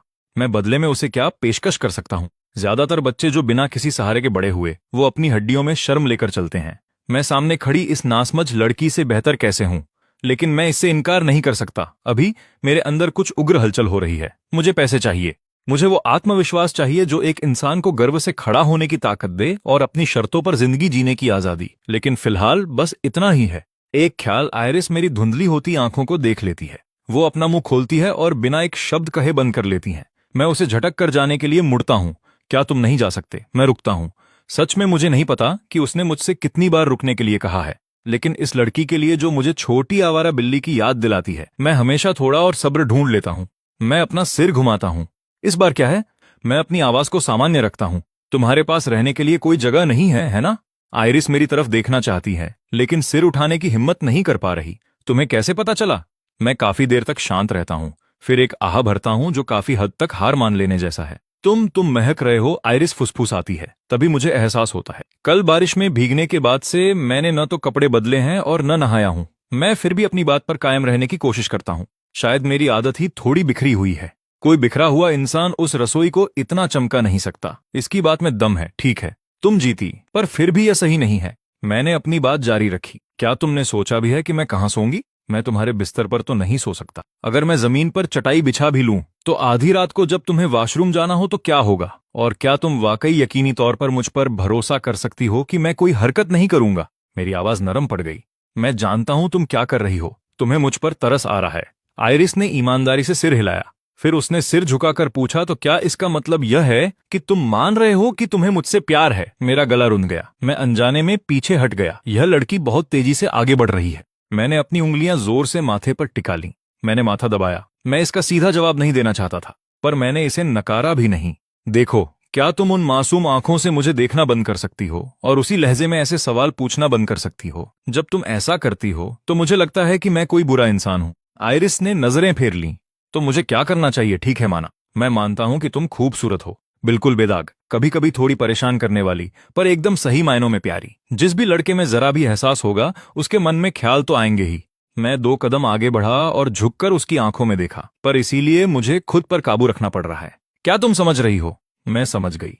आयरिस ने तुरंत सिर हिलाया। फिर उसने सिर झुकाकर पूछा, तो क्या इसका मतलब है कि अगर मुझे तुमसे पहले प्यार हो जाए तो तुम्हें और कोई पछतावा नहीं होगा? मेरा दिमाग सुन्न पड़ गया और फिर मेरे स्तब्ध खड़े रहने के दौरान कुछ नरम और कोमल मेरे गाल से आ लगा। जब तक मुझे होश आया मैंने उसे अपना चेहरा तेजी से पीछे खींचते देखा, जो देखते ही देखते लाल हो रहा था। पर उसने खुद को संभाला और हट के साथ मुझे देखने लगी, जैसे वह जवाब मांग रही हो। मैंने बिना सोचे अपने गाल को छुआ, फिर मैं उछल कर खड़ा हो गया। रुको, तुम क्या कर रही हो? क्या तुम्हें पता भी है तुमने क्या किया? मेरे पास इन भावनाओं को संभालने की जगह नहीं है। मैं जानता हूं मैं धीमा हूं, मैं बहुत सी चीजों को लेकर उलझन में रहता हूं और मैं वाकई नहीं जानता कि किसी को पसंद करना कैसे काम करता है। आयरिस हर शब्द पर लड़खड़ाई, पर वह जो कह रही थी उसका मतलब जानती थी। पर मुझे इसका यकीन है, मैं तुम्हें पसंद करने की पूरी कोशिश करूंगा। मैं यह एहसास अपने भविष्य के खुद से उधार ले रहा हूं। हाँ, भविष्य से उधार, वो भावनाएं जो मुझे तुम्हारे लिए होंगी। तो तुम्हें पहले चूम लेना ठीक रहेगा, है ना? जैसे ही ये शब्द निकले उसकी हिम्मत जवाब दे गई। उसने तेजी से अपना चेहरा छिपा लिया। मैं पूरी तरह से हक्का बक्का रह गया। मेरा दिमाग जैसे गर्म हो गया। काफी देर की खामोशी के बाद मैंने किसी तरह एक वाक्य कहा, क्या तुम ऐसा कर सकती हो? हाँ, तुम कर सकती हो। आयरिस ने पूरे भरोसे के साथ सिर हिलाया। मैंने तुम्हारा फोन उधार लिया है। जब मेरे पास पैसे होंगे तो मैं उसे चुका दूंगी। तो खुद से ही थोड़ा सा प्यार उधार लेना, यह गलत कैसे हो सकता है? अंत में मैं खुद ही अपनी बिछाई जाल में फंस गया। यह किसी बुमरैंग की तरह मेरे सिर के पीछे लगा। मैंने आखिरकार खुद को संभाला और बीच में बोला, रुको, तर्क ऐसे काम नहीं करता। भविष्य भावनाएं कौन उधार लेता है? मॉर्टगेज यानी गिरवी होता है। आयरिस ने धीरे से कहा, और इसके अलावा अगर तुम खुद से ही उधार लेते हो तो तुम्हें कभी उसे चुकाना नहीं पड़ता। अपनी चालाकी मुझ पर इस्तेमाल करना बंद करो, वरना मैं इसे किसी और पर इस्तेमाल करूंगी। आयरिस ने बिना किसी चेतावनी के सिर झुकाया। नहीं, इससे पहले कि मैं रुक पाता मेरे मुंह से शब्द निकल गया। मुझे तुरंत पछतावा हुआ। मेरा मन हुआ कि मैं खुद को थप्पड़ मार लूं। आयरिस खिलखिलाकर हंस पड़ी। साफ है कि यह पूरी बात पहले से सोची हुई थी। अचानक उसे अब वो गन से कोई फर्क नहीं पड़ता दिख रहा था। मैंने सख्त चेहरा बनाने का नाटक किया। तुम्हें यह सब किसने सिखाया? दादी ने ली। आयरिस ने अपने कंधे सिकोड़ लिए। खैर, एक बार जब तुम किसी को पकड़ लेते हो तो उसके होठों पर हक तुम्हारा हो जाता है। जब वह बुदबुदा ही रही थी, मुझे पीछे से एक धक्का महसूस हुआ। वह किसी तरह मेरी पीठ के पीछे आ गई और पूरी ताकत से मुझे धकेल रही थी। जाकर नहाओ, बुरी बदबू आना अच्छी बात नहीं है। आयरिस पूरी कोशिश करती दिख रही थी, पर उसमें ताकत लगभग न के बराबर थी। मैं 2 कदम उसकी तरफ बढ़ा। तुम सच में चाहती हो कि मैं यहां रुकूं? यकीन है तुम्हें? क्योंकि मैंने तो पहले ही अपने भविष्य के खुद से तुम्हें पसंद करना छोड़ दिया है। तो अब मैं वो हूं जिसे पहले प्यार हुआ है। तुम्हें कोई दबाव महसूस करने की जरूरत नहीं है। सच में चीजें ऐसे काम नहीं करती। मेरे सिर में दर्द हो रहा था और शब्द बस बाहर आ रहे थे। तुम भविष्य की भविष्यवाणी वैसे भी नहीं कर सकती। तुम कैसे जानती हो कि तुम्हारा भविष्य का स्वरूप क्या महसूस करेगा? प्यार या नफरत? शायद कुछ समय में हम अजनबी हो जाएं। आयरिस का सिर झुक गया और वह चुप हो गई। मुझे एहसास हुआ कि मैंने बिल्कुल उस जगह चोट की है जो सबसे ज्यादा दर्द देती है। मेरे कुछ कहने से पहले ही वो बोल पड़ी। तो फिर मैं इसे साबित कैसे करूं? एक और बार। तुम्हें इसकी लत लग गई है ना? मैं वहीं गिरने को हुआ। मैंने दोनों हाथ ऊपर उठाए। ठीक है, मैं तुम्हें मानता हूं। हम ठीक हैं। आयरिस ने मजबूती से सिर हिलाया। वह इसे लेकर थोड़ी घमंडी लग रही थी, पर जब वह सुनती है तो बातें जहन में बिठा लेती है। कितना कुछ अंदर जाता है यह अलग सवाल है। तो तुम यहां रहोगी? तुम्हारे पास सोने की जगह है, क्या यह अच्छा नहीं है? सोने से मतलब है, चाहे वो कहीं भी हो। वह अपनी उन उम्मीद भरी आंखों से मुझे देखती रही। वह जो कारण दे सकती है वो मुझे समझाने के लिए काफी नहीं है। मुझे खुद को समझाने के लिए वजह चाहिए। मैंने एक लंबी सांस ली। मेरी बहस खत्म हो चुकी थी, पर मैं फिर भी कुछ थामे रखना चाहता था। आयरिस काफी देर तक बेचैन रही और चुप रही। फिर उसने धीरे से अपना कबूलनामा दिया। मैं नहीं चाहती कि कोई और तुम्हें मुझसे दूर ले जाए। मुझे यकीन नहीं हुआ कि उसने सच में यह कह दिया। मैंने एक एक शब्द जोर से कहा, ठीक है, तुम सिर्फ ऐसे ही नहीं कह रही हो। आयरिस की आंखें फैल गईं। मैं इसे मानता हूं। मैं उसे देखने की हिम्मत नहीं जुटा सका। मैंने कोने से अपना बैग उठाया और सीधे बाथरूम की तरफ भागा। नहाने के लिए अंदर गया। दरवाजा बंद हुआ, पानी चला और फिर मेरी चीख निकली, ओह, ये तो बहुत ठंडा है। ठंडा पानी। 50 मिनट बाद मैं बाहर आया और साफ कपड़े पहने। फर्श पर बने पहियों के निशान अब पहुंच दिए गए थे। आयरिस अब सीधे फर्श पर बैठी थी, चुपचाप इंतजार कर रही थी। मैंने तौलिए से बाल सुखाए। तुमने फर्श साफ किया। तुम अपनी व्हीलचेयर से नीचे क्यों उतरी? आयरिस ने मुझे देखते ही ऊपर की ओर अपना चेहरा किया। अगर मैं नीचे आऊंगी तो तुम्हारे करीब रह सकूंगी। मेरा दिल धड़कना भूल गया। इस लड़की का अंदाज सांस लेने की जगह नहीं छोड़ता। मैंने जबरदस्ती अपनी धड़कनें काबू की और धीरे से उसके पास बैठ गया। फोन अभी भी छोटी मेज पर रखा था। प्लास्टिक रैप को किसी ने छुआ तक नहीं था। तुम बस यहां बैठी रही और पूरे समय इंतजार करती रही। हाँ, क्या कुछ गलत है? आयरिस को इसमें वाकई कुछ भी अजीब नहीं लगा। मैं सोच भी नहीं सकता कि उसका रोज का जीवन कितना शांत और खाली होगा। मैंने उसकी तरफ तिरछी नजर डाली और एहसास हुआ कि यह लड़की जो अपना पूरा जीवन व्हीलचेयर पर बिताती है, वह हमेशा से इसी तरह समय काटती रही है। क्या तुम्हें खुद को व्यस्त रखने के लिए कुछ नहीं मिला? इस तरह बस इंतजार करना बहुत उबाऊ है। मेरे दिमाग में यही चल रहा था कि जब तुम मेरे बगल में बैठोगे तो कैसा लगेगा। यह बिल्कुल भी उबाऊ नहीं था। आइरिस ने मेरी तरफ देखने के लिए सिर पीछे किया। वो चमकीली बड़ी आंखें बिल्कुल खुली और निडर। मुझे एक खिंचाव महसूस हुआ जिसे मैं नाम नहीं दे सकता। मैंने बात जल्दी से बदल दी। यह और भी बड़ा कारण है कि फोन का इस्तेमाल करना सीख लो। देखो, तुम बोरियत की वजह से पहले से ही बातें सोच रही हो। क्या वाकई यही वजह है? हाँ, 100%। मैंने बिना हिचकिचाए यह बात कही। फिर फोन के साथ खेलो। मैंने बॉक्स उठाया और उसकी बाहों में थमा दिया। आइरिस ने उसे सावधानी से पकड़ा और पलट पलट कर हर तरफ से देखती रही। उसने अपने नाखूनों से सील खोलने की कोशिश की। कुछ नहीं हुआ। फिर उसने उसे दांत से काटा। क्या तुमने चाबी का इस्तेमाल करना नहीं सुना? मैंने अपना हाथ माथे पर रखा। आइरिस ने आज्ञाकारी बनकर अपनी चाबियां निकाली और जोड़ को कुरेदना शुरू किया। एक साफ आवाज के साथ बॉक्स खुल गया। अंदर एक चमकदार काली स्क्रीन चुपचाप बैठी थी। बॉक्स झटके से खुल गया। अंदर एक चमकदार काली स्क्रीन रखी थी। आइरिस ने उसे दोनों हाथों से उठाया, इतनी सावधानी से जैसे वो टूट न जाए। उसकी आंखें हर सेकंड के साथ और चमक रही थीं। क्या तुम्हें यह पसंद आया? मैंने पूछा। मैं उसके चेहरे के भाव देखकर मुस्कुराए बिना नहीं रह सका। आइरिस ने सिर पीछे किया और मुझे देखने लगी। वो बड़ी आंखें बिना झपके मेरी आंखों में जम गईं। अगर तुम्हें पसंद आया तो इसे चालू कर लो। पर मैंने इस पल को पूरी तरह गलत समझा। मेरा दिल मेरी इच्छा के विरुद्ध तेज हो गया। यह लड़की हमेशा अपने सबसे अचूक हथियार का इस्तेमाल साधारण हमले की तरह करती है। जब कोई जिसे आप पसंद करते हैं आपको इतनी करीब से घूरता है तो उससे होने वाला असर परमाणु हमले जैसा होता है। अच्छी बात यह है कि स्मार्टफोन समझना मुश्किल नहीं है। केवल सेटअप गाइड ही आइरिस के लिए बुनियादी बातें समझने के लिए काफी थी। मुझे लगता है मैं समझ गई। उसने कुछ प्यारा सा कहा। बुरा नहीं है, मैंने कहा। बहुत जल्दी सीख लेती हो। मैंने तारीफ करने में संकोच नहीं किया। मैंने हाथ बढ़ाकर उसके गोल मटोल सिर को सहलाया। आइरिस ने कुछ नहीं कहा। वो ऐसी लग रही थी जैसे उसे इसकी आदत हो और यह उसे थोड़ा डरा भी रहा हो। वह बस अपनी जगह जम गई जब तक कि मैंने अजीब होकर अपना हाथ वापस नहीं खींचा। फिर वह दोबारा बोली, मैं प्यारी क्यों लगती हूँ? अब भी मुझे इस लड़की की सीधी सपाट बातों की आदत नहीं है और मुझे वाकई समझ नहीं आता कि वह ऐसा चेहरा बनाकर और इतना घातक सवाल पूछकर यह सब कैसे कर लेती है। मेरा बचने का तरीका काम कर गया और मैं फिजूल की बातें करने लगा। तुम प्यारी हो क्योंकि तुम राइस कुकर उड़ा देती हो। आइरिस एक पल के लिए हताश हुई। फिर उसने खुद को संभाला। तुम्हें मैं प्यारी लगती हूँ। मुस्कुराना बंद करो और मुझे जल्दी से इसमें जोड़ो, फिर सोने जाओ। मैंने अपना फोन जल्दी से उठाया। कहाँ जोड़ूं? मैसेजिंग एप्स में?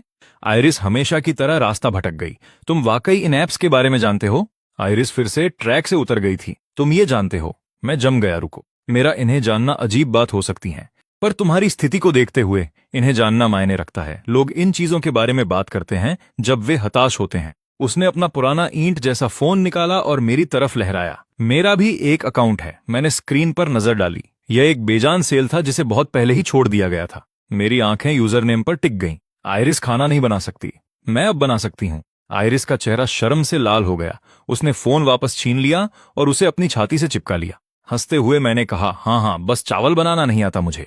अंडे तो मैं बना ही सकता हूँ। आइरिस उत्साह में एक तरफ झुकी पर अपना संतुलन खोकर सीधे मेरी बाहों में आ गिरी। दिखावा करने का यही अंजाम होता है। मेरी आवाज दब गई। मेरे हाथ हवा में ठिठक गए। समझ नहीं आया क्या करूं। उसे पकड़ना गलत लगा, न पकड़ना भी गलत था। सबसे बुरी बात, वो हिली नहीं। उसने अपना चेहरा मेरी गोद में छुपा लिया और तब तक चुप रही जब तक मेरा पैर सुन्न नहीं हो गया। आखिरकार मेरा सब्र जवाब दे गया। कितनी देर ऐसे रहने का इरादा है? मुझे सोना है तो जाओ, अपने कमरे में सो जाओ। मेरा गला सूख गया था। मेरी आवाज बदल गई। मुझ में हिम्मत नहीं थी। मुझे वापस ले चलो प्लीज। वो बुदबुदाई, खुद वापस जाओ, चलो उठो। मैंने सख्ती दिखाने की कोशिश की। शायद मैं ही सोच रहा हूं, पर वो वाकई मुझ पर अपनी मासूमियत का जादू चला रही थी। ठीक है, तो मैं यहीं सोऊंगा। अपनी मजबूरी का फायदा उठाना बंद करो। मैं इसका थोड़ा सा भी बोझ नहीं उठा सकता। छोड़ो, वो झेल सकती है या नहीं। अगर मैं और देर बैठा तो कल मेरा पैर बेकार हो जाएगा। तुम जीत गई, मैंने फिर से दांत पीस कर कहा। जैसे ही आइरिस ने मेरा हार भरा चेहरा देखा, उसने चुपचाप दोनों हाथ फैलाकर गले लगाने की जिद की। मेरा चेहरा, मेरा सिर दुख रहा है। मैंने फिर भी सावधानी से उसे उठाया और अपनी बाहों में समेट लिया। ये छोटी धोखेबाज बहुत ही हल्की है। उसके हाथ अपने आप मेरी गर्दन के चारों ओर लिपट गए और मैंने उसे कोट समेत उठा लिया। तुम्हारा दिमाग पूरी तरह मुझ पर ही चलता है, मुझे परवाह नहीं। वो सहजता से सिकुड़कर अपना चेहरा मेरे सीने में दबा लेती है। तुमने मुझे चूमा, मुझे थामे रखा। अब तुम नहीं जा सकते, मैं रो दूंगी। मेरे अंदर कुछ पिघल गया। मैंने लंबी गहरी सांस छोड़ी। मैंने पहले ही कहा है मैं नहीं जा रहा। तुम्हें वाकई ऐसा करने की जरूरत नहीं है। मैंने बत्ती बुझाई और बाहर आ गया। दरवाजे के उस पार से बस एक फुसफुसाहट आई, शुभ रात्रि नोआ। बस उसकी आवाज सुनकर मैं उसकी वो प्यारी मुस्कान महसूस कर सकता हूँ। शुभ रात्रि। मैंने खाली हवा में जवाब दिया और व्हीलचेयर के पास बैठ गया। आखिरकार मैंने उसे कभी जोड़ा ही नहीं। अगली सुबह निकलने से पहले मैं बहुत देर तक भागदौड़ करता रहा। पता चला कि जो फोन क्रेडिट अभी रिचार्ज किया था वो बकाया चुकाने के बाद लगभग खत्म हो गया। एक ढंग के डेटा प्लान के लिए भी पैसे नहीं बचे। मैं इन दिनों में वाईफाई लगवा लूंगा। मैं छत को घूरते हुए योजनाओं के बारे में सोचता रहा। मैंने कंबल फैलाया, लेटा और घंटों करवटें बदलता रहा। अब जब मैं यहां हूं तो मुझे हड्डी में महसूस हो रहा है इस लड़की का जीवन बेहद खाली है। शावर में पता चला कि यहां वाटर हीटर है ही नहीं। सर्दियां आ रही हैं, वो इसे कैसे काटेगी? एयर कंडीशनर की तो बात ही छोड़ दो। पूरी जगह में सिर्फ एक पुराना इलेक्ट्रिक पंखा है जो कोने में धूल खा रहा है। मेरा दिमाग रुकने का नाम नहीं ले रहा। मैं करवटें बदलता रहा, कुछ सिगरेट पीने बाहर गया और बड़ी मुश्किल से सो पाया। और फिर पता ही नहीं चला सुबह हो गई। मुझे लगा जैसे कोई मुझे बिस्तर से उठा रहा हो। मैं हड़बड़ाहट में एकदम सीधा बैठ गया। समय देखा, सुबह के 6 बजे। मैंने इधर उधर देखा और फिर से याद आया, मैं इस अनजान जगह में हूं जो उसका घर है। मैं तेजी से उठा, चावल भाप में पकाए, सब्जियां भून ली, तैयार हो गया निकलने के लिए। पर जैसे ही मेरा हाथ दरवाजे के हैंडल पर लगा, मेरे सीने में एक खालीपन सा महसूस हुआ। मैंने उसके दरवाजे की तरफ देखा। खालीपन थोड़ा कम हो गया। मुझे याद आया कि मैं कुछ भूल गया हूं। मैंने एक स्टिकी नोट लिया और तेजी से लिखा, मैं भागा नहीं, काम पर जा रहा हूं और चावल बर्तन में है। साइड डिश भी बन गई है, 2 बार चल जाना चाहिए। मैं दबे पांव उसके दरवाजे तक गया और उसे चिपका दिया। सोचा अभी भी काफी नहीं है। मैंने और भी नोट लिखे और ऐसी जगह चिपकाए जहां उसकी नजर पड़े। फिर मैं आखिर चैन से बाहर निकला। बाहर निकलते ही सबसे पहले वाईफाई वाले को फोन कर दोपहर का समय तय किया। फिर मैं सीधा उस दुकान की तरफ चला जो कभी असली बिजनेस जैसी नहीं दिखती। ठीक 8 बजे मैं शटर बंद दरवाजे के बाहर खड़ा रहा। मैं खोया हुआ था। क्या ये बंद हो गई? मैंने लगभग 1 घंटा इंतजार किया, तब वो जानी पहचानी आवाज सुनाई दी। अरे ओ बूढ़े आदमी, इतनी सुबह यहां ध्यान क्या लगा रहे हो? लेना नाश्ते के बैग हाथ में लिए टहलती हुई आई, पूरी ऊर्जा के साथ मुझ पर चिल्लाई, बॉस ये दुकान असल में कब खुलती है? 10 बजे। 1 घंटा पहले आ जाना, इसे मैं समर्पण कहता हूं। मुझे झुंझलाहट की एक ऐसी लहर महसूस हुई जिसे मैं निकाल नहीं सकता था। ओ वैसे खाया या नहीं? आओ खा लो। लेना ने हाथ में जो था उसे हिलाया, फिर जमीन पर सिगरेट के बटों के ढेर को देखा। रुको बूढ़े आदमी, तुम सिर्फ सिगरेट के धुएं पर चल रहे हो, कॉफी भी नहीं। अंदर आओ और पहले खाओ। मैंने चुपचाप आखिरी सिगरेट बट को अपने जूते के नीचे कुचल दिया। नाश्ते के बाद ये मेरी बॉस मुझे सीधे गेमिंग सेशन में खींच ले गई। पिछले कुछ दिनों से मैंने कुछ भी उत्पादक नहीं किया है। कुछ न करने से मुझे बेचैनी सी हो रही थी। लेना बॉस, क्या हमें वाकई कुछ काम नहीं करना चाहिए? यहां बैठे बैठे मैं परेशान हो रहा हूं। मैंने आखिरकार कह ही दिया। काम? क्या काम? तुम किस बात से परेशान हो? मैं ईमानदारी से नहीं जानता कि कैसे समझाऊं। मैंने जोर देकर कहा, मुझे चिंता है कि एक कर्मचारी के रूप में मैं कोई मूल्य नहीं जोड़ रहा हूं और मुझे निकाल दिया जाएगा। बस इतना ही। उसने उंगलियों पर गिना और अटेंशन इकोनॉमी के बारे में पूरा लेक्चर दे दिया। फिर उसने अपना फोन निकाला और मौके पर ही $3000 की सैलरी ट्रांसफर कर दी। तो तुम बस भुगतान पाने को लेकर चिंतित हो। ये रहा इस महीने का वेतन एडवांस। लेना ने फोन फेंक दिया। मैं काफी देर तक टालता रहा। ये मैं ही क्यों? तुम सस्ते हो, उपयोगी हो और तुम में ये चमक है। लेना की आंखें चमक उठी। ओ, और मैंने पता लगा लिया है कि तुम फिक्सर अपर टाइप के हो। यह मजेदार है। आने वाले दिनों में लेना मुझे शॉपिंग पर ले गई। मेरे बाल ठीक करवाए और मुझे एक बेहाल दफ्तर वाले से बदलकर कुछ ऐसा बना दिया जो जिंदा लगता है। शॉपिंग स्ट्रीट पर मेरी पूर्व प्रेमिका सेरेना मिल गई। उसने देखा कि मैं अकेला हूं और मान लिया कि मैं उसी का इंतजार कर रहा था। जैसे ही मामला अजीब हुआ, लेना आइसक्रीम बार के साथ बीच में कूद पड़ी और हम दोनों के बीच आ गई। ओ तो ये है एक्स, अभी भी मेन किरदार बनी हुई हो। उसने आइसक्रीम बार फाड़ी और मेरे मुंह में डाल दी। सेरेना को एक विद्रोही आंख मारी। ये मेरा लड़का है, मैंने इसे बड़ा किया है। सेरेना बिना शब्दों के बस वहां से चली गई। धन्यवाद, मैंने अजीब तरह से सिर खुजलाते हुए कहा। लेना ने मुस्कुराकर बात टाल दी। फिर वो करीब झुकी। तुम्हारी पसंद हालांकि बहुत अच्छी नहीं है। तुमने एक सोने की लालची को चुना। मैंने अपने सिर को दोनों हाथों से ढक लिया। पूरी तरह झेल रहा हूं, पूरी तरह। तुम्हारे साथ ऐसा ही होना चाहिए। जब तक हम दुकान वापस आए, दोपहर हो चुकी थी। जब प्रिंटर आ जाए तो काम पर लग जाना। आदेश मिलते ही मैं पूरी तरह जाग गया। फिर मैं अपने ही ख्यालों में खो गया। पता नहीं आयरिस घर पर ठीक से खा रही है या नहीं। क्या होगा अगर वो बेचैन होकर अकेले बाहर निकल आए? क्या होगा अगर मैं देर से लौटूं और वो सोचे कि मैं फिर छोड़ गया? उस सारे शोर के बीच मुझे एहसास हुआ, उसके साथ समय जल्दी बीतता है। किसी तरह वो ख्याल मुझे भागने पर मजबूर करता है। काम के बाद मैं सीधा घर नहीं गया, बल्कि मैं अपनी पुरानी किराए की जगह पर गया और अपने कपड़े, टॉयलेटरीज और पुराना कंप्यूटर हटा लिया। मैं सूटकेस वापस बिल्डिंग ले गया और दादी नेली को दूर से हाथ हिलाते देखा। जवान आदमी, तुम वापस आ गए, हमेशा घूमते रहते हो। मैंने सख्त मुस्कान के साथ जवाब दिया। जब भी मैं उस बुजुर्ग महिला को देखता हूं, मुझे बेचैनी होती है। मैं प्रवेश द्वार तक पहुंचा और जम गया। एक जाना पहचाना गोल सिर सीढ़ियों के दरवाजे से झांक रहा था। फिर लुका छिपी खेलते बच्चे की तरह अंदर चला गया। मैंने ध्यान न देने का नाटक किया और लिफ्ट की ओर सामान्य रूप से चलने लगा। कोने से मुड़ते ही एक छोटा हाथ बाहर निकला और मेरे हाथ के पीछे पकड़ लिया। तुम यहाँ नीचे कैसे आए? मैंने हैरान होने का नाटक किया। आयरिस अपने शब्दों पर लड़खड़ाई, पर उसकी आवाज और स्थिर होती गई। दादी नेली ने कहा कि जब कोई आदमी काम से घर आता है और अपनी अपनी पत्नी को इंतजार करते देखता है तो वो बहुत खुश होता है। मैं बस अभ्यास कर रही हूँ। मेरी दृष्टि एक पल के लिए धुंधली हो गई। उसने एक बहुत ही ध्यान भरी नजर डाली थी। मैं हूं। मुझे एहसास हुआ कि मैं नजरें नहीं हटा सकता। तो क्या इससे मैं तुम्हारी पत्नी बन गई? मैंने अपना माथा पीटा।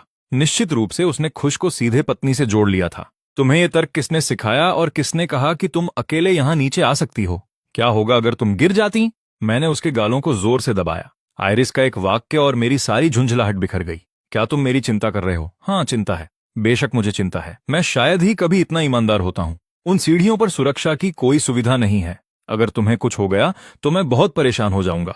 माफ करना। आयरिस ने सिर झुका लिया। माफी मत मांगो। मैं जितनी जल्दी हो सके स्टेयरलिफ्ट का इंतजाम करूंगा। तब तक क्या तुम वहां ऊपर मेरा इंतजार कर सकती हो? आयरिस ने जोर से सिर हिलाया। मुझे तुम्हारी याद आई। मैंने अनजाने में अपनी आंखों को ढक लिया। ये लड़की कभी कभी बहुत गहरा असर कर जाती है। वो भावनाओं को न समझने की बात करती है, फिर सीधे वही निशाना लगाती है जहां दर्द होता है। मुझे भी तुम्हारी याद आई, मैंने जितनी हल्की हो सके उतनी आवाज में कहा। यहां तक कि मैं भी थोड़ा हैरान हूं। वाकई। आयरिस की आंखें चमक उठी। चलो ऊपर चलते हैं, तुम्हें ठीक से खाना चाहिए। मेरी हिम्मत पूरी तरह खत्म हो गई है। मैंने फिर विषय बदल दिया। मैंने किया। आयरिस का पेट थोड़ा भरा हुआ संतुष्ट था। मैं उसे लिफ्ट की ओर ले गया। मेरा दिमाग भटक रहा था। बाद में वाईफाई वाले को कॉल करना होगा, पर इससे पहले कि मैं ये विचार पूरा करता, आयरिस की आवाज लिफ्ट में भर गई। क्या अब हम एक कपल हैं? मेरे कनपटी पर दर्द हुआ। जवाब देने की इच्छा गले में अटक गई और बाहर निकला। मुझे नहीं पता कपल कैसा दिखना चाहिए। मोटे तौर पर साथ खाना, एक दूसरे के करीब होना, चूमना, गले मिलना, उठाना। जैसे ही ये मेरे मुंह से निकला मैंने खुद को थप्पड़ मारने की सोची, क्योंकि हमने इनमें से लगभग सभी बॉक्स चेक कर लिए हैं। आयरिस को बहुत आत्मविश्वास में देखकर मैंने जल्दी से बात काटी। सबसे जरूरी बात यह है कि आप वास्तव में एक दूसरे को पसंद करते हैं। आयरिस का उत्साह कम हो गया। तो तुम मुझे पसंद करना कब शुरू करोगे? क्या हम उन सवालों पर टिके रह सकते हैं जिनका मैं जवाब दे सकूं? इसके अलावा तुम खुद ही इसे नहीं समझ पा रही हो, तो मुझसे पूछने की हिम्मत कहां से आई? लिफ्ट से निकलने के बाद आयरिस ने खुद को संभाला और मजबूती से कहा, मैं रुक सकती हूं। तुम्हें क्या लगता है ये क्या है? कोई बाय नाउ पे लेटर ऐप। खुद अपनी आदत सुधारो, अंदर जाओ। मैं राशन लेने जा रहा हूं। मैंने ये कहकर दरवाजा बंद कर दिया। मेरा चेहरा जल रहा है, मेरे हाथ कांप रहे हैं। ये सब कहां गलत हो गया? पर अगर मैं ईमानदार रहूं तो मुझे लगता है कि क्या मैं उसके लायक हूं? जब वो सवाल फिर उठता है तो किसी तरह वो $3000 की सैलरी मुझे एक एहसास देती है जिसे मैं नाम नहीं दे सकता। एक अजीब सा आत्मविश्वास। $3000 और मैं पहले ही हवा में हूं। किसी तरह वो सैलरी जो मुझे मिली मुझे एक ऐसा एहसास देती है जिसे मैं समझा नहीं सकता। $3000 और मैं पहले ही उड़ रहा हूं। फिर भी मैं महीने में कुछ हजार कमाता था और तब भी डेटिंग ठीक चल रही थी। छोड़ो, जितना मैं सोचता हूं उतना घुटन महसूस करता हूं। मैंने पूरी तरह रुख पलट लिया। ज्यादा सोचना बंद। हम पहले ही चुंबन ले चुके हैं, पहले ही एक दूसरे को थाम चुके हैं। ये आधिकारिक जैसा ही है। क्या मैं वाकई उसे अब जाने दूं? अगर मुझे डूबना ही है तो डूबूंगा। इस जीवन को वास्तव में कैसे काम में लाया जाए, इस पर सोचना बेहतर है। बातें पहले ही हाथ से निकल चुकी हैं। मैं जब चाहूं पीछे नहीं हट सकता। और इसके अलावा वही थी जिसने ये सब करने की हिम्मत जुटाई। अगर मैं पीछे हटता रहा तो मैं क्या कहलाऊंगा? राशन लेने के रास्ते में मैंने वाईफाई वाले को पहले ही कॉल कर दिया था। एक बार वाईफाई सेट हो जाने पर आयरिस इतनी घबरा गई कि वो कमरे में छिप गई और बाहर आने से मना कर दिया। वो तभी दरवाजा खोलती है जब उसे पता चलता है कि टेक्नीशियन चला गया है। जब तुम मुझे यहाँ खींच लाई थी तब तुम इतनी शर्मीली नहीं थी। वो अलग था। वो अलग कैसे था? तुम देखने में बहुत अच्छे हो, ऐसी जिन्हें देखना मुझे पसंद है, आज तो कुछ ज्यादा ही। तो तुम यहाँ सिर्फ खूबसूरती देखने आती हो। मैंने तुम्हें रंगे हाथों पकड़ ही लिया। जरा देखो तुम्हें आयरिस, अब मुझे दोषी महसूस कराने का तरीका सीख रही हो। मैं उसे वाईफाई से जोड़ता हूं और उसके लिए मैसेजिंग ऐप डाउनलोड करता हूं। जैसे ही आयरिस लॉग इन करती है, स्क्रीन पर मैसेज की बाढ़ आ जाती है। सब एक ही दोस्त के हैं। सबसे पुराने मैसेज बरसों पुराने हैं। आखिरी मैसेज 2 हफ्ते पहले आया था। आयरिस सबको स्क्रॉल करती है, फिर उसकी उंगलियां कीबोर्ड पर ठहर जाती हैं और कांपने लगती हैं। करीबी दोस्त है? मैं धीरे से पूछता हूं। वो कांपते हुए सिर हिलाती है। सबसे अच्छी दोस्त? एक क्लासमेट जिसे बिना अलविदा कहे मैं छोड़ आई। मैं चुप हो जाता हूं, ख्यालों में खोकर। जब मैं जवाब नहीं देता तो आयरिस घबरा जाती है। क्या वो तुम्हारी है? नहीं, मुझे छोड़कर मत जाओ। तुम घबरा क्यों रही हो? एक नजर में ही पता चलता है कि वो एक लड़की है। मैं प्रोफाइल पिक्चर पर नजर डालता हूं। सबसे आक्रामक और भावुक इमोजी वाला चेहरा जो मैंने कभी देखा है। आयरिस काफी देर तक कीबोर्ड पर हाथ मारती है और सिर्फ एक अक्षर भेजती है। दूसरी तरफ धमाका हो जाता है। 6 साल। तुम आखिरकार भूतों की तरह वापस जिंदा हुई हो और मुझे एक अक्षर भेज रही हो। आइरिस एक और अक्षर भेजती हैं। दूसरी तरफ सन्नाटा छा जाता है। फिर आइरिस एक पल सोचती है और एक एक शब्द टाइप करती है। एक लड़का मिल गया। उसने मुझे फोन खरीद कर दिया है। मैं धीरे से अपना उठा हुआ हाथ वापस नीचे ले आता हूं। ठीक है, बस दुनिया को खत्म होने दो। दोनों को साथ मिला लो तो भी एक समझदार इंसान नहीं बनता। उसके बाद से मैं और आइरिस और करीब आने लगे। वो सोते समय बड़बड़ाती है प्यारी मीठी आधे सपने जैसी बातें और मेरे जवाब देने से पहले ही सो जाती है। वो मेरे सहारे लेटकर छिपकर ड्राइंग करती है। हम दोनों को बिल्ली के रखवाले और छोटी सफेद बिल्ली के रूप में बनाती है। जब मुझे गुस्सा आता है तो वो सिमट कर एक गेंद जैसी बन जाती है, पर कभी हार नहीं मानती। हमारी थोड़ी बहुत लड़ाई भी होती है। सबसे बुरा तब होता है जब वो फिर वही कहती है, आप जा सकते हैं, मुझे अपने बीच मत आने दीजिए। मेरा गुस्सा भड़क उठता है और मैं उस पर चिल्ला पड़ता हूँ, लेकिन बाद में मुझे एहसास होता है कि मैं भी कुछ बेहतर नहीं हूँ। मैं उसी दायरे में घूमता रहता हूँ और खुद से पूछता हूँ कि क्या मैं इसके लायक हूँ। लड़ाई के बाद हम पहले से और करीब हो जाते हैं। दादी नेली कहती है ना, अगर आप कभी लड़ेंगे नहीं तो दो लोग कभी एक दूसरे के साथ सहज नहीं हो पाएंगे। मैं आइरिस को चेकअप के लिए अस्पताल ले जाता हूँ। डॉक्टर कहते हैं कि यह पोस्ट पोलियो सिंड्रोम है। अगर समय रहते इलाज हो गया होता तो अब तक वो लगभग पूरी तरह ठीक हो गई होती। स्टेम सेल थेरेपी के पूरे कोर्स का खर्च 1 से 2 लाख डॉलर के बीच होगा। आइरिस तुरंत कहती है कि उसे इलाज नहीं चाहिए, आपको पाना ही काफी है। मैं सहमत नहीं हूं। मैं मना भी नहीं करता। मैं बस उसे बताता हूं कि हम धीरे धीरे बचत कर लेंगे। पैसे के मामले में मैं आइरिस को एक ड्राइंग टैबलेट और फोन खरीद कर देता हूं और उसका कमीशन अकाउंट बनाने में मदद करता हूं। जैसे ही वो अपने काम का नमूना पोस्ट करती है, कोई संपर्क करता है, सिर्फ एक नमूना पोस्ट करने से ही उसे अपना पहला काम मिल गया। यह एक संघर्षरत लेखक की तरफ से है जिसे किरदारों के चित्र चाहिए थे। $50 प्रति चित्र बहुत नहीं, लेकिन आइरिस के लिए ये उसके जीवन में पहली बार है कि उसने खुद पैसे कमाए हैं। जैसे ही पैसे खाते में आते हैं, ऐसा लगता है जैसे वो खुशी के मारे उड़ जाएगी। नोआ, मैंने पैसे कमाए। वो फोन मेरे चेहरे के सामने लाती है। स्क्रीन पर $40 चमक रहे हैं। अद्भुत। मैं उसके बाल सहलाता हूं। आइरिस पागलों की तरह मुस्कुराती है। क्या मुझे किसी और तरह की तारीफ मिल सकती है? किस तरह की? मैं अनजान बनने का नाटक करता हूं। मैं सुनना चाहती हूं कि बिब्स कहे कि मैंने बहुत अच्छा किया। मैं लगभग अपना आपा खोने ही वाला था, लेकिन फिर भी मैं ये कह ही देता हूं, मेरे कान जल रहे हैं। तुमने कमाल कर दिया बिब। आइरिस की आंखें धीरे से फैल जाती हैं। फिर वो मेरी बाहों में समा जाती हैं और प्यार से गुनगुनाती है, ये इसलिए है क्योंकि आप इसमें इतने अच्छे हैं बेब। आपने मुझे सही रास्ता ढूंढने में मदद की। शुक्रिया। मैं भी खाली नहीं बैठी हूं। लीना मुझे एक खाली पुतला देती है और मुझे ख्याल आता है, मैं सॉफ्ट विनाइल को आर्टिकुलेटेड फिगर में बदल सकता हूं और उसके इर्द गिर्द कंटेंट बना सकता हूं। मैं अपने पुराने कॉलेज रूममेट कोल को उसके हार्डवेयर स्टोर पर ढूंढता हूं और पुट्टी फिलर, स्प्रे पेंट और एक्रिलिक पेंट का स्टॉक ले आता हूं। मैं एक पुराना कंप्यूटर भी घर ले आता हूं। आइरिस के पास फिगर बनाने की चौंकाने वाली स्वाभाविक प्रतिभा है। आधे घंटे से कम समय में वो कई तकनीकी समस्याओं को सुलझा लेती है जिनसे मैं परेशान था और वाटर कलर पेन से फिगर को रंग देती है। क्या यह ठीक है? वो घबराकर मेरी तरफ देखती हैं, मेरी उम्मीद से कहीं बढ़कर। मैं उसे अपने करीब खींच लेता हूं। वह जो ड्राइंग मेरे बाहों में बना रही है उसमें उनकी रोजमर्रा की जिंदगी दिखती है। एक गोल सिर वाली छोटी सफेद बिल्ली बिल्ली के रखवाले पर लदी हुई है। रखवाला चिढ़ने का दिखावा कर रहा है, लेकिन अंदर ही अंदर मुस्कुरा रहा है। वो अपने अकाउंट का नाम रखती है छत पर गर्मी और पतझड़। गर्मी मैं हूं, पतझड़ वो है। उसने अपने दोनों नाम इसमें लिख दिए हैं। अपने कमरे की टूटी तारा नक्शे वाली दीवार पर उसने सितारों की नदी में आजादी से बहती एक मछली और जमीन पर फंसे एक केकड़े को रंगा है। उस नदी में कूदने की कोशिश में सब कुछ दांव पर लगाकर उसने खुद को केकड़े के रूप में रंगा है जो आजादी का भूखा है लेकिन फंसा हुआ है। जैसे ही ये सब समझ में आता है, मेरा गला सूख जाता है और दर्द होने लगता है। आपको क्या दिखता है? उसकी आवाज मेरी सुनी हुई सबसे शांत आवाज है। एक मछली, एक केकड़ा, सितारों की एक नदी और कुछ सितारे, ज्यादा नहीं लेकिन बहुत चमकदार। वो मुस्कुराती हैं, जैसे कुछ जमा हुआ आखिरकार पिघल गया हो, जैसे लंबी सर्दियों के बाद जिंदगी वापस आ गई हो। नोआ, मुझे लगता है कि मुझे तुम वाकई पसंद हो। मुझे भी, मैं आधे होश में जवाब देता हूं। फिर वो मेरी बाहों में सो जाती हैं। मैं एक पल के लिए हिचकिचाता हूं, फिर मैं खुद को रोक नहीं पाता। मैं उसके चेहरे से बाल हटाता हूं और उसके माथे पर धीरे से अपने होंठ रखता हूं। फिर सावधानी से उसके नीचे से अपना हाथ निकालता हूं और धीरे से दरवाजा बंद कर देता हूं। दिन गुजरते जाते हैं। आइरिस को और अधिक कमीशन मिलते हैं।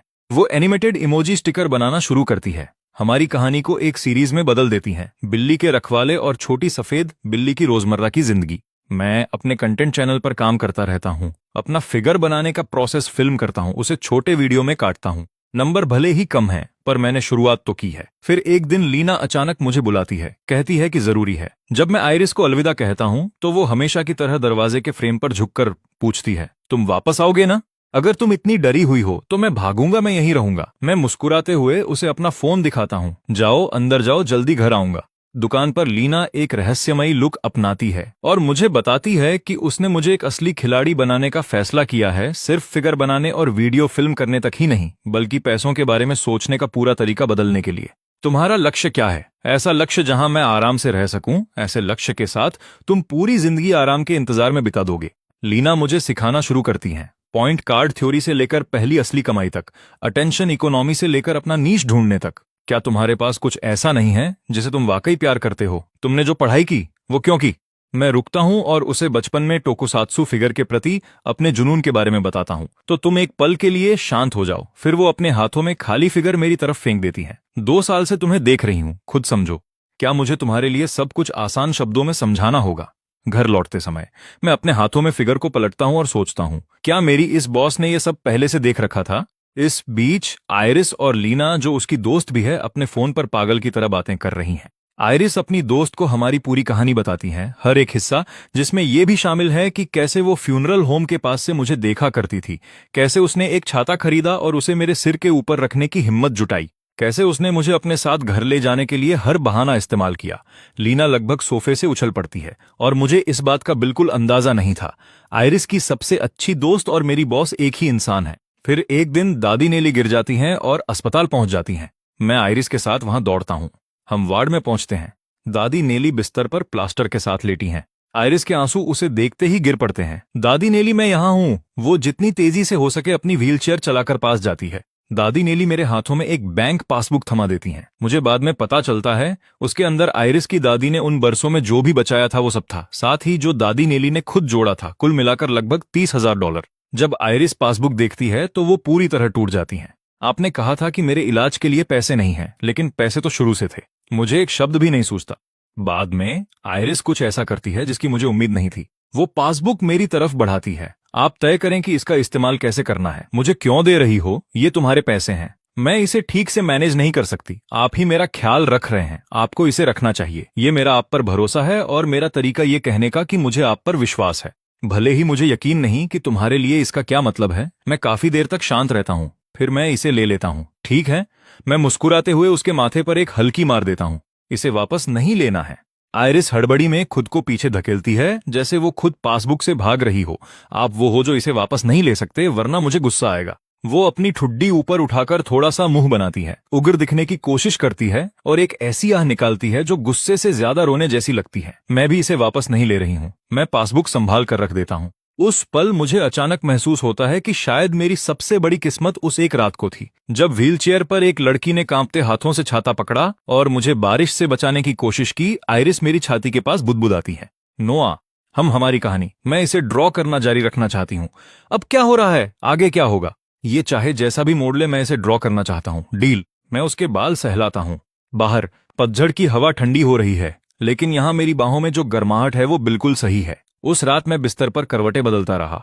आयरिस एक छोटे जानवर की तरह मेरी छाती से सटकर सो रही है। उसकी सांसें स्थिर हैं। मेरा फोन बजता है। लीना का मैसेज है, आज कुछ चल रहा है, नहीं तो यहाँ आ जाओ। ये काम खत्म करो और मैं तुम्हें आधिकारिक बना दूंगी। मैं अपने पास सो रही लड़की को देखता हूँ, फिर अपने फोन को। अगली सुबह मैं दरवाजे पर नोट चिपका कर निकल जाता हूँ।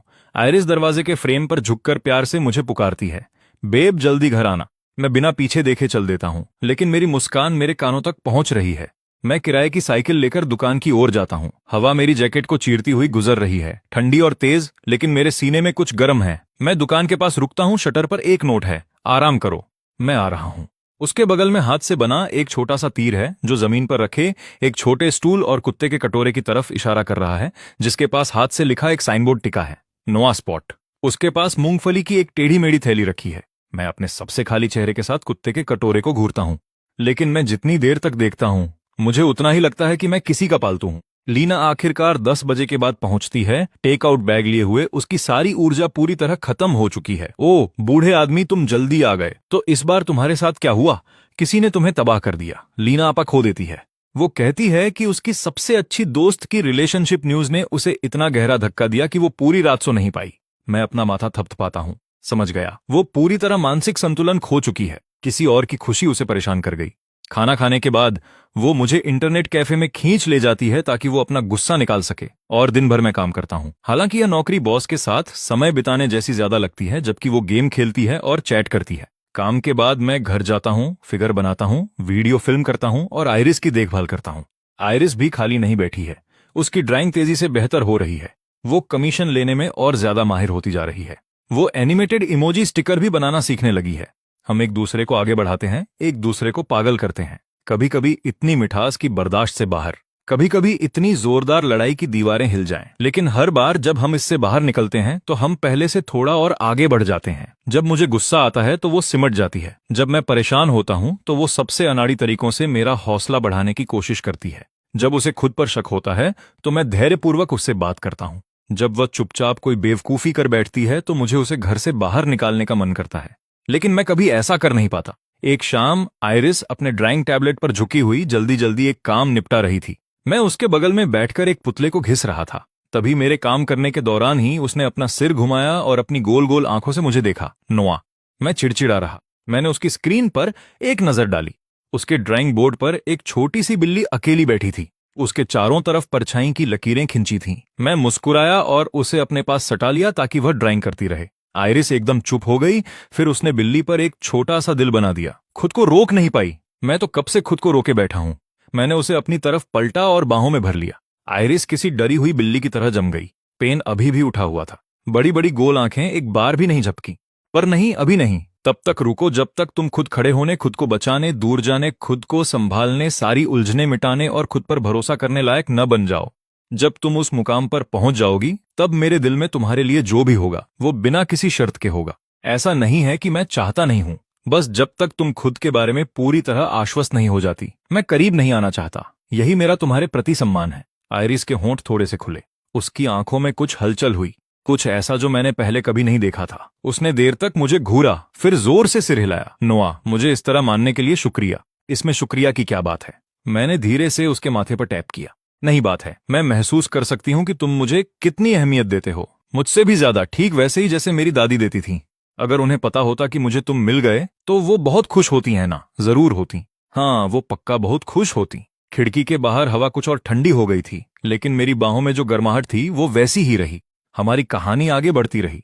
आइरिस कहती है कि वह इसे पूरा ड्रॉ करना चाहती है, चाहे जो भी शक्ल ले। मैं सोचता रहता हूं कि हर दिन उसके और अपने लिए बेहतर कैसे बनाऊं। आगे क्या होगा कौन जाने, लेकिन अभी मैं उसे छोड़ना नहीं चाहता और मैं छोड़ूंगा भी नहीं। मेरा फोन वाइब्रेट हुआ। लीना का मैसेज है। अरे कल बड़ा काम है, जल्दी यहां आ जाओ। वह मेरे कंधे पर सो गई थी। मैंने धीरे से उसके चेहरे से बाल हटाए और रिप्लाई किया, मैं रास्ते में हूं। दुकान की तरफ हर कदम के साथ मेरे सीने की बेचैनी बढ़ती जा रही है। मैंने कल आइरिस से वादा किया था कि आज मैं उसे अस्पताल में दादी नेली से मिलवाने ले जाऊंगा। कल रात सोने से पहले हमने बिस्तर पर पैसों के इस्तेमाल के बारे में बात की थी, यहां तक कि उसके लिए कुछ स्टडी गाइड लेने का प्लान भी बनाया था। जब मैंने उसे थोड़ा प्रेरित किया, और प्रेरित का मतलब है सावधानी से सही रास्ता दिखाना, तो आखिरकार वह अपनी कमाई खुद को बेहतर बनाने में लगाने को तैयार हुई। लेकिन इसका मतलब है कि सारा जिम्मा पूरी तरह मुझ पर आ गया। आइरिस को महीने में 1000 का अलाउंस मिलता है और मेरे पास वो बैंक पासबुक भी है जो एक सेफ्टी नेट की तरह है, पर मैं उसे छू नहीं सकता। वो पैसा इमरजेंसी के लिए ही है। जहां तक पासबुक में जमा लगभग 30,000 की बात है तो उसे छूना मना है। वो दादी नेली की अमानत है। भले ही पासबुक मेरे हाथ में है, लेकिन वो पैसा आइरिस का है और वही तय करेगी कि उसका क्या करना है। ऊपर से दादी नेली ने चुपके से 10,000 और रख दिए थे। कुछ भी करने से पहले मुझे समझना होगा कि क्यों, और उनसे मिलकर बात करनी होगी, तभी तय करूंगा कि उसे रखना है या वापस करना है। लेकिन समस्या यह है कि मैं उन्हें अधर में छोड़ आया। अगर सब प्लान के मुताबिक चलता तो आज सब सुलझ जाता, और मैं अपनी तथाकथित भविष्य के लिए उन्हें नजरअंदाज कर रहा हूं। यह काम कहीं से भी गंभीर नहीं दिखता, पर फिर भी मैं इसकी तरफ खिंचा चला जाता हूं, क्योंकि मुझे पता है मुझे अभी क्या चाहिए। इस आर्थिक तंगी में शायद लीना के पास ही जवाब है। लेकिन फैसला हो जाने के बाद भी काम पर जाते हुए हर कदम पर मेरा दिमाग दादी नेली के पास वापस चला जाता है। आइरिस को न पाकर उनके चेहरे पर वो चिंता, वो खाना जो वो हमारे लिए लाती थीं, उनका अस्पताल के बेड से पूछना कि क्या हमने खाना खाया, वो आखिरी इशारा जब उन्होंने अपना सिर घुमाया। क्या मैंने कुछ गलत किया? मैं एक कड़वी मुस्कान के साथ सिर हिलाता हूं। उम्मीद है कि मैं जल्दी काम निपटाकर आज आइरिस को अस्पताल ले जा सकूंगा। बिना एहसास हुए मैं दुकान के सामने खड़ा हो गया। जब मैं सिगरेट के बट से भरे कटोरे को लात मारता हूं तभी होश में आता हूं। मैंने ऊपर देखा तो सोफे पर मछली की तरह सूखी इंसान के आकार की वो लेटी थी। लीना, बाल पूरी तरह बिखरे हुए, आंखों के नीचे काले घेरे, मुझे ऐसे घूर रही थी जैसे मैंने उसका कुछ बिगाड़ा हो। मैंने दरवाजा धकेला और अंदर गया। हम एक दूसरे को घूरते रहे, किसी ने चुप्पी नहीं तोड़ी। ऐसी कौन सी इमरजेंसी थी जिसके लिए मुझे इस तरह बुलाया गया? लीना ऐसे मुड़ी जैसे उसका कोई पुर्जा खराब हो गया हो। बैठने की कोशिश की, फिर वापस लुढ़क गई। उसने अपना चेहरा तकिए में दबा लिया। उसकी आवाज दबी हुई आई, मुझे परेशान मत करो, 1 मिनट बैठने दो, मैं चिड़ी हुई हूं। मैंने खाली टेबल पर नजर डाली। क्या उस बात से कुछ हुआ? लीना तुरंत भड़क गई। वही तो मुझे परेशान कर रहा है। उसने चिल्लाकर अपना चेहरा फिर से तकिए में दे मारा। वो दादी जो नाश्ता बेचती हैं, उन्होंने आज अपना स्टॉल नहीं लगाया। मैं डिलीवरी का इंतजार कर रहा हूं। यहाँ आसपास बहुत सी नाश्ते की जगहें हैं, उसी एक पर क्यों अटके हो? अपने काम से काम रखो। मैं बस उस बूढ़ी महिला के लिए थोड़ा चिंतित हूं। उन्हें दिल की बीमारी है, बरसों से। हर बार जब वो नहीं आती तो अस्पताल पहुंच जाती हैं। इस बार का कुछ पता नहीं। मैंने अनचाहे ही आह भरी। दादी नेली के साथ जो हुआ और अब अपने माता पिता के बारे में सोचकर मैं इन सब बातों को लेकर बहुत भावुक हो जाता हूँ। काश लोग बीमार न पड़ते। लीना ने अपनी आंखें मेरी तरफ घुमाई, बिना पलक झपकाए मुझे देख रही थी। क्या चल रहा है? उसकी नजरों ने मुझे असहज कर दिया। कुछ नहीं, बस तुम्हारे मुंह से इतनी मासूम बात सुनकर अजीब लगा। बूढ़े आदमी, क्या तुम छोटे बच्चे बन रहे हो? डिलीवरी आ गई। हमने खाना शुरू किया। आखिरी निवाला खत्म होने के बाद ही मैंने बात छिड़ी। तो आज अचानक क्यों बुलाया? असल में चल क्या रहा है? लीना के हाव भाव सख्त हो गए। बात गले में अटक गई। उसने मेरी आंखों में तीखापन देखा। फिर वो अचानक खड़ी हुई, मेरा हाथ पकड़ा और मुझे खींचकर ले गई। चुप रहो, बस मेरे साथ चलो। हम सड़क पार करके एक संकरी पुरानी गली में मुड़े। गली छोटे छोटे स्टॉल से भरी थी। ठंडी हवा में स्टॉल से भाप निकल रही थी। वर्कर और मजदूर छोटी स्टूल पर बैठकर नाश्ता कर रहे थे। जैसे ही लीना गली में दाखिल हुई, लोग गर्मजोशी से उसका अभिवादन करने लगे। वो मुस्कुराई और हाथ हिलाकर बात टाल दी। 8 बज गए, 8 बज गए। वह रुकी नहीं। उसने गली के आखिर में एक खाली कोने की तरफ इशारा किया। वहां वो बूढ़ी महिला अपना स्टॉल लगाती थी। मैंने देखा, कुछ मेज और कुर्सियां रस्सी से बंधी दीवार की दरार में फंसी थीं। बोर्ड तक नहीं था। पता नहीं था तुम यहाँ इतनी मशहूर हो। बेशक मैं यहाँ अक्सर खाना खाने आती थी। बार बार आओगे तो लोग पहचान ही लेंगे। ग्रिल स्टॉल वाला तो मेरा पुराना जान पहचान वाला है। दादी नेली, वो इसी गली में रहती थीं। आखिरी नाम सुनकर और वो जाना पहचाना स्वाद याद करके सीने में कुछ असहज सा खिंचाव महसूस हुआ। लीना बोलती रही, मुझसे कम और खुद से ज्यादा। मेरी एक सहेली थी, वो यहाँ स्कूल के बाद अपने परिवार के काम से लौटने का इंतजार करती थी। मैं भी कुछ बार साथ आई और यहाँ के स्वाद की आदी हो गई। कॉलेज के बाद मैंने एक गली पार दुकान खोली और पता चला कि वो बूढ़ी महिला बहुत पहले ही कहीं और शिफ्ट हो गई थी। किस्मत से स्टॉल अभी भी वहीं था और खाना भी नहीं बदला। फिर एक बार वो कई दिनों तक गायब रहीं और जब वापस आईं तो पता चला कि उनकी तबीयत खराब हो रही है। पता है वो कहाँ शिफ्ट हुई? Sunshine apartments. सनशाइन अपार्टमेंट्स, जहां आइरिस रहती है। सब कुछ जुड़ता जा रहा है। अगर दादी नेली की तबीयत पहले ही खराब थी तो आइरिस और मुझे करीब लाने के लिए उन्होंने जो कुछ भी किया, शायद उनकी नजर में ये सब अंत से पहले चीजों को व्यवस्थित करने का तरीका था। जितना सोचता हूं सीना उतना ही कसता जाता है। कल उनका हाल, वो थका हारा सा चेहरा, शायद गिरने से नहीं था।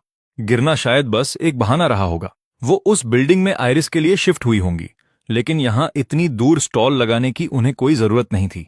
मेरी नजरें गली में कतार में खड़े वर्करों पर गई। फिर मुझे समझ आया, लाइन में सबसे आगे कुछ दिहाड़ी मजदूरों के दफ्तर थे। वर्कर वहां बेसब्री से इंतजार कर रहे थे कि कोई उन्हें काम दे दे। मेरे पिता भी उसी लाइन में खड़े होते थे, वो भी उनमें से एक थे। वो बूढ़ी महिला यहां तक आने की मेहनत इसलिए करती थी क्योंकि वो इन लोगों को छोड़कर जाना नहीं चाहती थी। हम आगे बढ़ते गए, गलियों के और मोड़ मुड़ते हुए। लीना एक छोटी तेल निकालने वाली दुकान के सामने रुकी। एक बूढ़ा आदमी कमर झुकाकर पहिया घुमा रहा था। गर्दन पर रखे तौलिए से पसीना टपककर जमीन पर गिर रहा था। लीना ने पुराने दोस्त की तरह अभिवादन किया और पैसे देने का समय तय किया। बूढ़े आदमी ने ऐसी कीमत बताई जो बहुत कम थी। लीना फिर भी खुश नहीं थी और बेझिझक नई कीमतें बनाने लगी। 150 जमा 15, ये हुए 335। उसने 300 से ज्यादा थमाया और चल दी। मैं हैरान होकर देखता रह गया। फिर वो भारी बोरा कंधे पर लादा और चल पड़ा। ये चीज आइरिस से भी 70 पाउंड भारी होगी। वापस आते समय लीना एक कन्वीनियंस स्टोर में घुसी और धीरे से बुदबुदाती हुई बाहर आई। अविश्वसनीय, उस महिला ने कैलकुलेटर खरीद लिया। मैं अपनी सिगरेट पर लगभग दम घुट बैठा। तो इसीलिए उसने मुझे सड़क से उठाया था। मुझे लगता है मुझे समझ आ गया। वह शायद हर उस इंसान के लिए ऐसा करती है जो उसे जरूरत में दिखता है। बॉस, आपने कितनी बार मनमर्जी से ऐसा किया है? चुप रहो, ये बस एक सनक है, आवारा बिल्लियों को खाना खिलाने जैसा। तुम करोगी पर मानोगी नहीं, है ना? अब ये सामान दुकान तक ले जाओ और मेरी नजर से दूर हो जाओ। आज के लिए बहुत हो गया। दुकान पर वापस। लीना ने सोफे की तरफ इशारा किया। ये करो और मैं तुम्हें ऑफिशियल बना दूंगी। अचानक बोझा उठाना सार्थक लगने लगा। 2 घंटे की मेहनत के बाद मैंने वो बेस फिगर बना लिया जिसकी उसे जरूरत थी। लीना ने नया बना फिगर उठाया। चेहरा चमक उठा। चलो इसे ऑफिशियल करते हैं। क्या चाहिए तुम्हें? 607? 8? उसकी आंखें चमक उठीं। उसने आखिर में 4 पर फैसला किया। बुरा नहीं है, महीने के 1000 और जुड़ने का मतलब है कि आयरिस और मैं पेट भर खाना खा सकेंगे। लीना ने मुझे ऐसे देखा जैसे मैं बेवकूफ हूं, लेकिन बिना हिचकिचाहट के मान गई और बोनस में कुछ और फिगर भी दे दिए।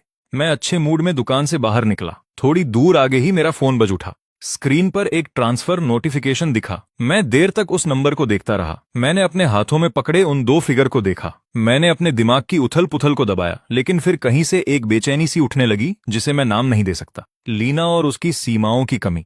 जिस तरह वह आज मेरी पीठ से टिकी थी, वह शायद मुझे भाई मानती है, लेकिन मैं अपने मन को वहां जाने से नहीं रोक पा रहा जहां उसे नहीं जाना चाहिए। मैंने अपना हाथ उठाया और खुद को जोर से थप्पड़ मारा। तुम क्या सोच रहे हो? क्या तुम इसके लायक हो? ये छोड़ो कि तुम लायक हो भी या नहीं। क्या तुम घर पर उस लड़की की आंखों में देख सकते हो?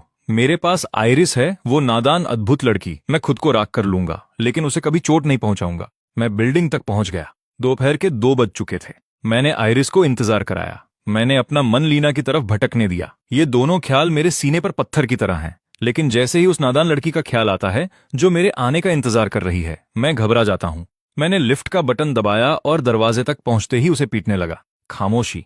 मैंने पूरी इमारत छान मारी, लोगों से पूछा, और किसी ने बताया कि आइरिस कोई 1-2 घंटे पहले टैक्सी में गई है। एक बूढ़ा आदमी उसके साथ था। शायद दादाजी वॉल्ट उसे अस्पताल ले जा रहे थे, लेकिन वह एक शब्द भी नहीं कह गई। यह बिल्कुल भी उसके जैसा नहीं है। रुको, उसके फोन में बैलेंस खत्म हो गया है। क्या मैं इसे टॉप अप कर सकता हूं? मैं अपनी सुस्ती पर रोना चाहता हूं। मैंने तुरंत डायल करके $30 का बैलेंस डाला। लाइन जुड़ी। एक आवाज आई, बहुत धीमी, आंसुओं में डूबी हुई। नोआ, मेरे फोन का बैलेंस खत्म हो गया था। मैं जाने के बाद तुम्हें मैसेज करना चाहती थी, लेकिन मैं कुछ भी भेज नहीं पाई। मुझे माफ करना। कोई बात नहीं, सब ठीक है, तुम वहां हो, यही मायने रखता है। मेरा पूरा शरीर तनाव मुक्त हो गया। तुम अभी कहां हो? अस्पताल में, दादी ने ली।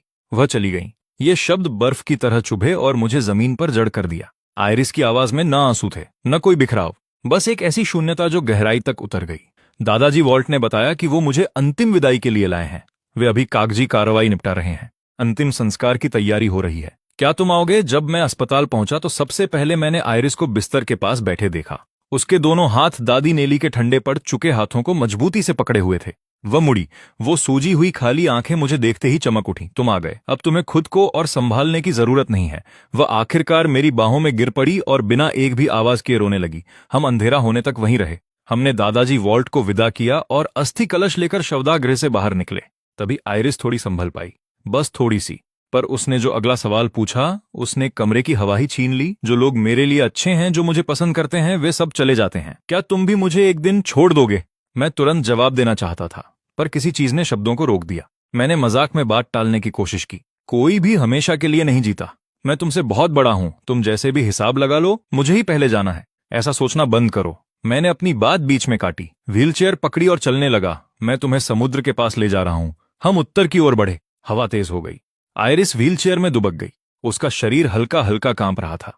मैंने अपनी जैकेट उसके सिर पर डाल दी। उसने इसे वापस देने की कोशिश की। मैंने उसे रोक दिया। इसे रखो। तुम्हारे अंदर क्या चल रहा है मैं यह तो नहीं बदल सकता, पर कम से कम अपने शरीर का ख्याल तो रखो। हम लाइट हाउस के पास वाले पुल पर पहुंच गए। मैंने व्हीलचेयर को समुद्र की ओर मोड़ दिया। आइरिस ने अस्थि कलश खोला और राख को मुट्ठी मुट्ठी भरकर पानी में बहाने लगी। उसके हाथ खेत में बीज बोने की तरह तेजी से चल रहे थे। क्या तुम कुछ बचा नहीं रही हो? मैं बस यह नहीं चाहती कि दादी अब मेरे लिए चिंतित हों। अंत में उसने एक छोटी सी चुटकी बचा ली। बाद में मैं उसे उठाकर समुद्र तट पर लाया, उसे थामे रखा और उसके नन्हे पैरों को पानी छूने दिया। मैं खड़ा हूं, मैं वाकई खड़ा हूं। आइरिस की आंखें फैल गईं। तो ऐसा महसूस होता है मेरी लंबाई बस तुम्हारी गर्दन के नीचे तक है। उस पल मैंने साफ देखा कि वह अभी भी कितनी मोहक लग रही थी। वो सारी शांत दुविधा उसके अंदर थी। शायद यह तब तक पूरी तरह न जाए जब तक वह सच में अपने पैरों पर खड़ी न हो जाए। चांदनी में हम दोनों एक दूसरे पर झुकते हुए 2 आकृतियों की तरह खड़े थे, काफी देर तक खामोश। मैं पानी में जाना चाहती हूं। मुझे एक एक कदम अंदर ले चलोगी। मैंने उसे संभाला, आधा उठाकर उसके वजन के हल्के खिंचाव का अनुसरण करते हुए, एक एक कदम करके। उन चंद कदमों में हमारे बीच जो भी अदृश्य दूरी थी वो तेजी से पिघल गई। पानी के किनारे पर आइरिस ने पूरी कोशिश की। ठंड ने उसे एक ही झटके में जकड़ लिया। वह सिहरी, फिर हंस पड़ी। नोआ, मैं थोड़ा और अंदर जाना चाहती हूं। अब ठंड नहीं लग रही है ना? मैंने उसकी पैंट खींची, प्रभावित हुए बिना, पर हम अंदर गए। एक कदम, फिर दूसरा, यहां तक कि पानी उसके घुटनों तक पहुंच गया। क्या तुम मुझे छोड़ दोगे? नहीं। क्या तुम मुझे छोड़ दोगे? नहीं। अगर कोई और बेहतर आ जाए तो? नहीं। अगर वह बहुत खूबसूरत हो, तुम्हारी मदद करे? लंबी हो, तुम्हारे प्रति वाकई दयालु हो और उसके पास बहुत पैसा हो। अगर कोई ऐसी मौजूद भी हो तो वो मेरी तरफ क्यों देखेगी? आइरिस की आंखों की चमक कम हो गई, मेरी मुस्कान सख्त हो गई। फिर मुझे ख्याल आया, शायद ऐसी कोई हो भी सकती है। बिल्कुल नहीं। आइरिस एक पल के लिए चुप रही, फिर बिना किसी चेतावनी के उसने दोनों हाथ मेरी छाती पर मारे। इससे पहले कि मैं संभल पाता, मैं पीछे गिर गया। दोनों बाहें सहजी उसे जकड़ बैठी। हम साथ में अंदर गिर गए। बर्फ जैसा ठंडा पानी अचानक आया और हमें खींच ले गया। आंखें बंद होने से पहले के उस सेकंड में उसके चुंबन ने मुझे ढूंढ लिया, अनाड़ी और पूरी तरह इरादतन, और मुझे पानी में ऐसे खींचा जैसे समुद्र कभी न कर पाता। जब फेफड़ों से आखिरी हवा भी खत्म हो गई और लहर पीछे हटी तो मैं खांसता हुआ मुड़ा। मैंने आइरिस को खींचने के लिए हाथ पांव मारे। मुझे लगता है मुझे इसकी लत लग गई है। क्या हम फिर से कर सकते हैं? तुम पागल हो गई हो, चलो घर चलें। घर वापस आकर हमने बारी बारी से नहाया। आइरिस मेरी शर्ट में मुंह छिपाकर दुबक गई, ऐसे मुस्कुरा रही थी जैसे कुछ हुआ ही न हो। हमने भविष्य के बारे में, शादी के बारे में, उसके खाना सीखने की इच्छा के बारे में, काम के बाद मेरा इंतजार करने के लिए नीचे आने की, मुझे हर जगह घसीटने की बातों के बारे में बहुत देर तक बात की। जब मैं चल सकूंगा क्या तुम मुझे और ज्यादा पसंद करोगी? तुम जो भी हो, मैं तुम्हें हमेशा पसंद करूंगी। तब मैं अपने पैरों को ठीक करना चाहती हूँ। क्या यह ठीक है? हाँ। दिन बीतते रहे। आइरिस को और काम मिलने लगे। मैं व्यस्त रहने लगा। फिर एक दिन लीना मुझे एक एनीमे कन्वेंशन में खींच ले गई। उसने मुझे एक मामूली और थके हुए इंसान से बदलकर एक ऐसा शख्स बना दिया जो वाकई उस भूमिका में फिट लगता है। कन्वेंशन में लीना ने एंड्रॉयड एंज की तरह कॉस्प्ले किया। मुझे गलती से केमैन राइटर का एक किरदार समझ लिया गया। लोग वाकई फोटो लेने आने लगे। उन्होंने मुझे कोई खुशमिजाज पोज देने को कहा। तभी एक आदमी ने लीना के पास जाने की कोशिश की। मैंने बिना सोचे उसके आगे कदम रखा। लंच के समय गुलाबी बालों वाली एक लड़की हमारी तरफ बढ़ी। एक संतरा आगे बढ़ाया। एक चाहिए। वह कुछ जानी पहचानी सी लग रही थी। मैं याद नहीं कर पा रहा था। फिर उसने बोलना शुरू किया, तुम अब इस दुनिया का हिस्सा हो। तुम नीना हो। तुम मुझे भूल गए। यादों ने मुझे झकझोर दिया। नीना। मिडिल स्कूल में वो एक हफ्ते का रिश्ता जिसे पहला संबंध माना गया, वो एक डेयर और सच के चुंबन से शुरू हुआ था और जिसने किशोरावस्था वाले मुझे पूरी तरह तोड़ दिया। खोया हुआ, आत्मसंदेह और घबराहट में डूबा हुआ। यह रिश्ता इससे पहले ही खत्म हो गया कि हम दोनों समझ पाते कि क्या हुआ था। अब वह काफी खुशहाल लग रही थी। उसका अपना घर है, यहां तक कि वह मेरा ख्याल रखने के संकेत भी देती है। पर मैं बस एक चीज कहता हूं, वह बहुत पहले की बात थी। लीना पास में बैठकर यह सब मजे से सुन रही थी। बाद में उसने हर विवरण की मांग की। मैंने उसे पूरी कहानी सुनाई। उसने सुना, फिर कहा, तुम कभी असली पैसे इसलिए नहीं कमाते क्योंकि तुम काफी क्रूर नहीं हो। जो लोग वाकई अपनी जगह बनाते हैं उन्हें दबाया जाता है। तो क्रूरता से तुम्हारा मतलब है मेरा व्यक्तित्व। इस व्यक्तित्व के साथ तुम किसी से बदला नहीं ले पाओगे। जो करने की सोचो उसे करो, यही असली खेल है। जो चाहते हो उसे ढूंढो, उसे कर डालो, उसे खत्म करो। तुम्हारे पास अब कोई असली बाधा नहीं बची है। तुम बस उनका पीछा करना पसंद करते हो। घर के पूरे रास्ते मेरा दिमाग विचारों से भरा था। जब मैं वापस पहुंचा, आइरिस दरवाजे के फ्रेम पर एक नन्ही बिल्ली की तरह लटकी मेरा इंतजार कर रही थी। उसके बाद उसका कौशल तेजी से बढ़ता गया और मैं अपने काम और कंटेंट में लगा रहा। पर सब कुछ सहज नहीं रहा। एक सुबह मुझे खांसी के झटकों के साथ जगाया गया। मेरा पूरा शरीर तप रहा था। आइरिस पूरी रात नहीं सोई थी। वह बार बार गीले कपड़े से मेरा माथा पोंछती रही। क्या चीज मुझे और भी हैरान कर गई, उसने चुपचाप मेरा फोन उठाया और लीना को मैसेज करके मेरी बीमारी की सूचना दी। मुझे माफ करना, मुझे तुम्हारे लिए वो कॉल नहीं करनी चाहिए थी। इसे एक सौदे की तरह समझो। मेरे लिए फैसला करने के हक के बदले मेरी देखभाल करते हुए तुम्हारी पूरी रात। क्या यह उचित है? मुझे तुम्हारे लिए वो कॉल नहीं करनी चाहिए थी। इसे एक सौदे की तरह समझो। मेरे लिए फैसला करने के हक के बदले मेरी देखभाल करते हुए तुम्हारी पूरी रात। क्या यह उचित है? तुम पूरी रात जागकर मेरी देखभाल करती रही। क्या तुम हमेशा ऐसा ही करती हो? वह मुस्कुराई। फिर वह स्क्रैम्बल एग्स लेकर आई। यह पहली डिश थी जो उसने अपने दम पर बनाई थी। थोड़ी सी गहरी, सोया सॉस की कुछ कुछ बूंदों के साथ, पर आश्चर्यजनक रूप से अच्छी। क्या यह वाकई अच्छी है? खुद चक्कर पता कर लो। आइरिस ने सावधानी से एक निवाला लिया। उसका चेहरा ढीला पड़ गया। फिर उसके पूरे शरीर का तनाव खत्म हो गया। ठीक होने के बाद मैंने आइरिस को रिहैब एक्सरसाइज करानी शुरू की। वह डरी हुई थी, लेकिन उसने दांत भींचे और डटी रही। एक दिन बर्फ गिरी। मैं उसे बाहर बर्फ में खेलने के लिए ले गया। उसने बर्फ में छोटे छेद किए, 2 स्नोमैन बनाए और साथ में फोटो खिंचवाने की जिद की। वह डरी हुई थी, पर इस बार डरने से कहीं ज्यादा कुछ करने की चाहत थी। पहली बार उसने कैमरे का सामना अकेले किया। उसका हाथ कांप रहा था, पर उसने बटन दबाया। फोटो में वह अपने उस छोटे से चेहरे के साथ मेरी ओर देख रही है और मैं ग्रेजुएशन फोटो खिंचवाने वाले किसी व्यक्ति की तरह कठोर अनाड़ी मुद्रा में खड़ा हूं। दिन मिठास और व्यस्तता के साथ उड़ते गए। आइरिस शॉर्ट फॉर्म वीडियो में बेहतर होती गई। उसके आंकड़े तेजी से बढ़ रहे थे। फिर एक दिन उसे एक बिल्कुल बेतुका बकवास वीडियो मिला और उसने वैसा ही एक और रिकॉर्ड किया। उसे 8000 व्यूज मिले। क्या मैं वायरल हो रही हूं? छोटा धमाका, कोई शक नहीं। तुम बस संयोग से एक वायरल कंटेंट की जगह पहुंच गई। उसी समय मेरे चैनल को पहला कस्टम ऑर्डर मिला। एक फैन को ऐसे केमैन राइटर के पूरे फिगर्स का सेट चाहिए था, $300 प्रति पीस। यह पहली बार था जब मैंने अपने हाथों से असली पैसे कमाए थे। लेकिन जैसे ही सब कुछ सही होता दिखा, कुछ सतह पर आने लगा। लीना मुझे शहर के किनारे पुराने गांव के पास एक छिपी हुई मछली पकड़ने वाली जगह पर ले गई। मैं उसके अराजक चाचा से मिला। दोनों एक दूसरे पर चुटकियां लेते रहे और मुझे देखने को मिला कि उनका पूरा परिवार कैसा है। खाने के बाद लीना गंभीर हो गई। उसने दादी नेली के निधन का जिक्र किया, कहा कि वो हमेशा एक दिन देर हो जाती हैं। बचपन में खिलौना खोने से लेकर इस बार बुढ़िया की मदद के लिए वक्त पर न पहुंच पाने तक मेरे सीने में अपराध बोध और भारी हो गया। अगर मैंने उस दिन दादी नेली के अस्पताल जाने के बारे में कुछ कहा होता तो शायद चीजें अलग होती। तुम्हें मुझसे पहले पता था, है ना? हाँ, उस चेहरे को देखो। तुम मुझे भी उदास रहने नहीं दे रही हो। तुम अपनी लड़की से डरते हो, उसे खोने से ज्यादा डर लगता है। पता है, तुम सही हो, हम एक जैसे नहीं हैं। मैं बिना बिजली के बिल की चिंता किए पैदा हुई थी, इसलिए मेरे पास यह सोचने की जगह थी कि मैं वाकई क्या चाहती हूँ। तुम अलग हो, तुम्हें अस्तित्व के बारे में सोचना है, पर मुझे हमारे बीच के उस अंतर की परवाह नहीं है। हम दोस्त हैं। सब कुछ अंदर दबाना बंद करो। तुम्हारा क्या मतलब है? तुम्हें लगता है मैं तुम्हारी दोस्त के लायक नहीं हूं। अगर मैं तुम्हें कभी छोड़ भी दूं तो मैं तुम्हारे लिए कोई विकल्प ढूंढ लूंगी। जैसे ही मैं दुकान से बाहर निकला, उसने मेरे हाथों में एक बैग थमा दिया। उसके अंदर लेटेस्ट स्मार्टफोन के साथ आयातित सिगरेट के 2 पैक थे। मुझे नहीं चाहिए, इसे फेंक दो। घर वापस आकर मैं काफी देर तक उसे लेकर बैठा रहा। अंत में मैंने उसके साथ सीधा होने का फैसला किया। मेरे बॉस ने मुझे यह दिया था। मैंने बैग आइरिस के सामने रख दिया। उसने अपने हाथ में फोन को मजबूती से पकड़ा, थोड़ा सा सख्त सिर हिलाया। फिर अगले ही पल वह मुझ पर झपट पड़ी और मुझे फर्श पर गिरा दिया। परेशान हो? थोड़ी सी, पर बस थोड़ी सी। कम से कम तुमने खुद मुझे बताया। इतना ही मुझे फिर से खुश करने के लिए काफी है। उस रात हमने काफी देर तक बात की। फिर आइरिस ने मुझसे कुछ अजीब पूछा। मेरी एक दोस्त है, वो किसी ऐसे को पसंद करती है जो बहुत दूर रहता है। उसकी एक और दोस्त है जो उसी जगह रहती है जहां वो व्यक्ति रहता है, पर वो नहीं जानती कि उनका रिश्ता क्या है। जिसे वो पसंद करती है उसे चोट लगी थी, वो जा नहीं सकी, इसलिए उसने उस दोस्त से उसका ख्याल रखने को कहा और यहां तक कि उससे करीब न होने का इंतजार करने को कहा। क्या इसे दोस्त का इस्तेमाल करना कहते हैं? क्या ये वही पहली वाली दोस्त है? हाँ, तुम्हारी दोस्त को पसंद करने वाली कोई कब से है? हाल ही में। तुम उसके बारे में क्यों पूछ रहे हो? वो किसी को पसंद करती है। मैं बिल्कुल स्थिर हो गया। पर क्या इनमें से कोई भी वाकई इत्तेफाक है? अंत में मैंने और आगे न बढ़ने का फैसला किया, क्योंकि सच्चाई चाहे जो भी हो, नतीजा वही है।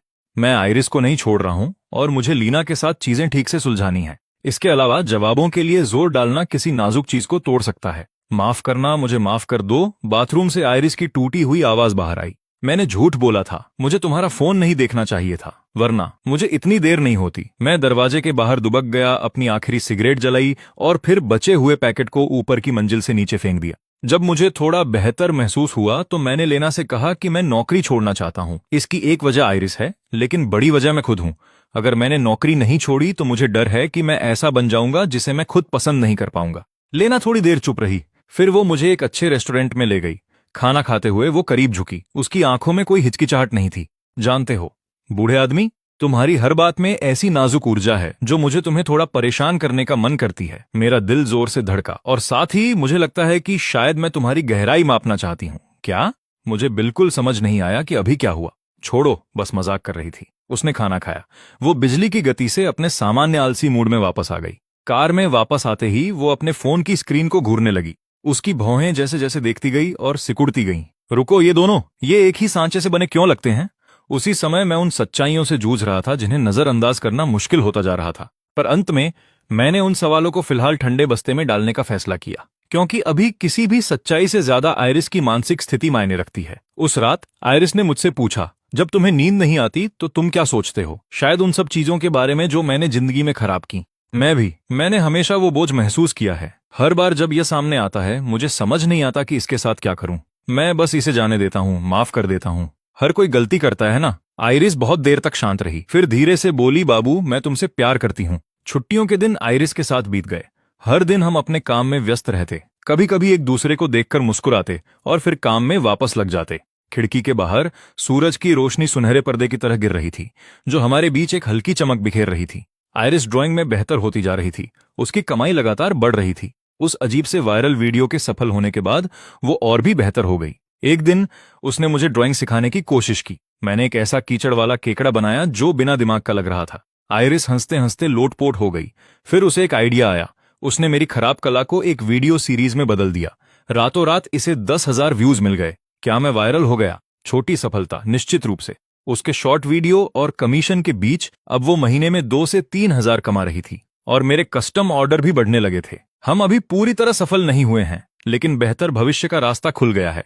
नोआ, आयरिस बुदबुदाई, सो जाओ। हम कभी शादी करेंगे, है ना? बिल्कुल, जब तक तुम बहुत ज्यादा आत्मविश्वासी होकर मुझे नहीं छोड़ दोगे। मैं नहीं छोड़ूंगी। मैं सिर्फ तुम्हें चाहती हूँ। तुम्हारा साथ काफी है। तुम सबसे अलग हो, सिर्फ तुमने मुझे मेरे सबसे बुरे वक्त में ढूंढा। तुमने मेरा ख्याल रखा। मेरे लिए तुम सबसे अच्छे हो। मैं इस मामले में बहुत लालची हूँ, बहुत ज्यादा लालची। क्या तुम अच्छे खाने के लिए भाग जाओगे? मैं तो नहीं जाऊंगी। जैसे मैंने तुम्हें ढूंढा, एक बार तुम मिल गए तो बस अब कोई और नहीं।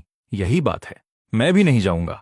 बाहर बर्फ और भारी हो रही थी, लेकिन मेरी बाहों में गर्माहट बिल्कुल सही थी। आयरिस ने मेरे हाथ के चारों ओर खुद को लपेट लिया। उसकी आवाज धीमी और नींद से भरी थी। नोआ, जब मैं चल सकूंगी तो मैं तुम्हें हर जगह घसीट कर ले जाऊंगी। क्या तुम मुझसे बोर नहीं होगी? कभी नहीं। जब मैं चल सकूंगी तो क्या मैं काम के बाद तुम्हारा इंतजार करने खुद नीचे आ सकती हूँ? जब चाहो आ जाना। क्या होगा अगर ये तुम्हारी वर्कप्लेस हो? वहां भी आऊंगी। जब मैं चल सकूंगी तो क्या तुम मुझे और ज्यादा पसंद करोगे? तुम्हें जो पसंद है मैं हमेशा वही पसंद करूंगा। तो मैं अपने पैरों का इलाज करवाना चाहती हूँ। क्या ये ठीक है? हाँ,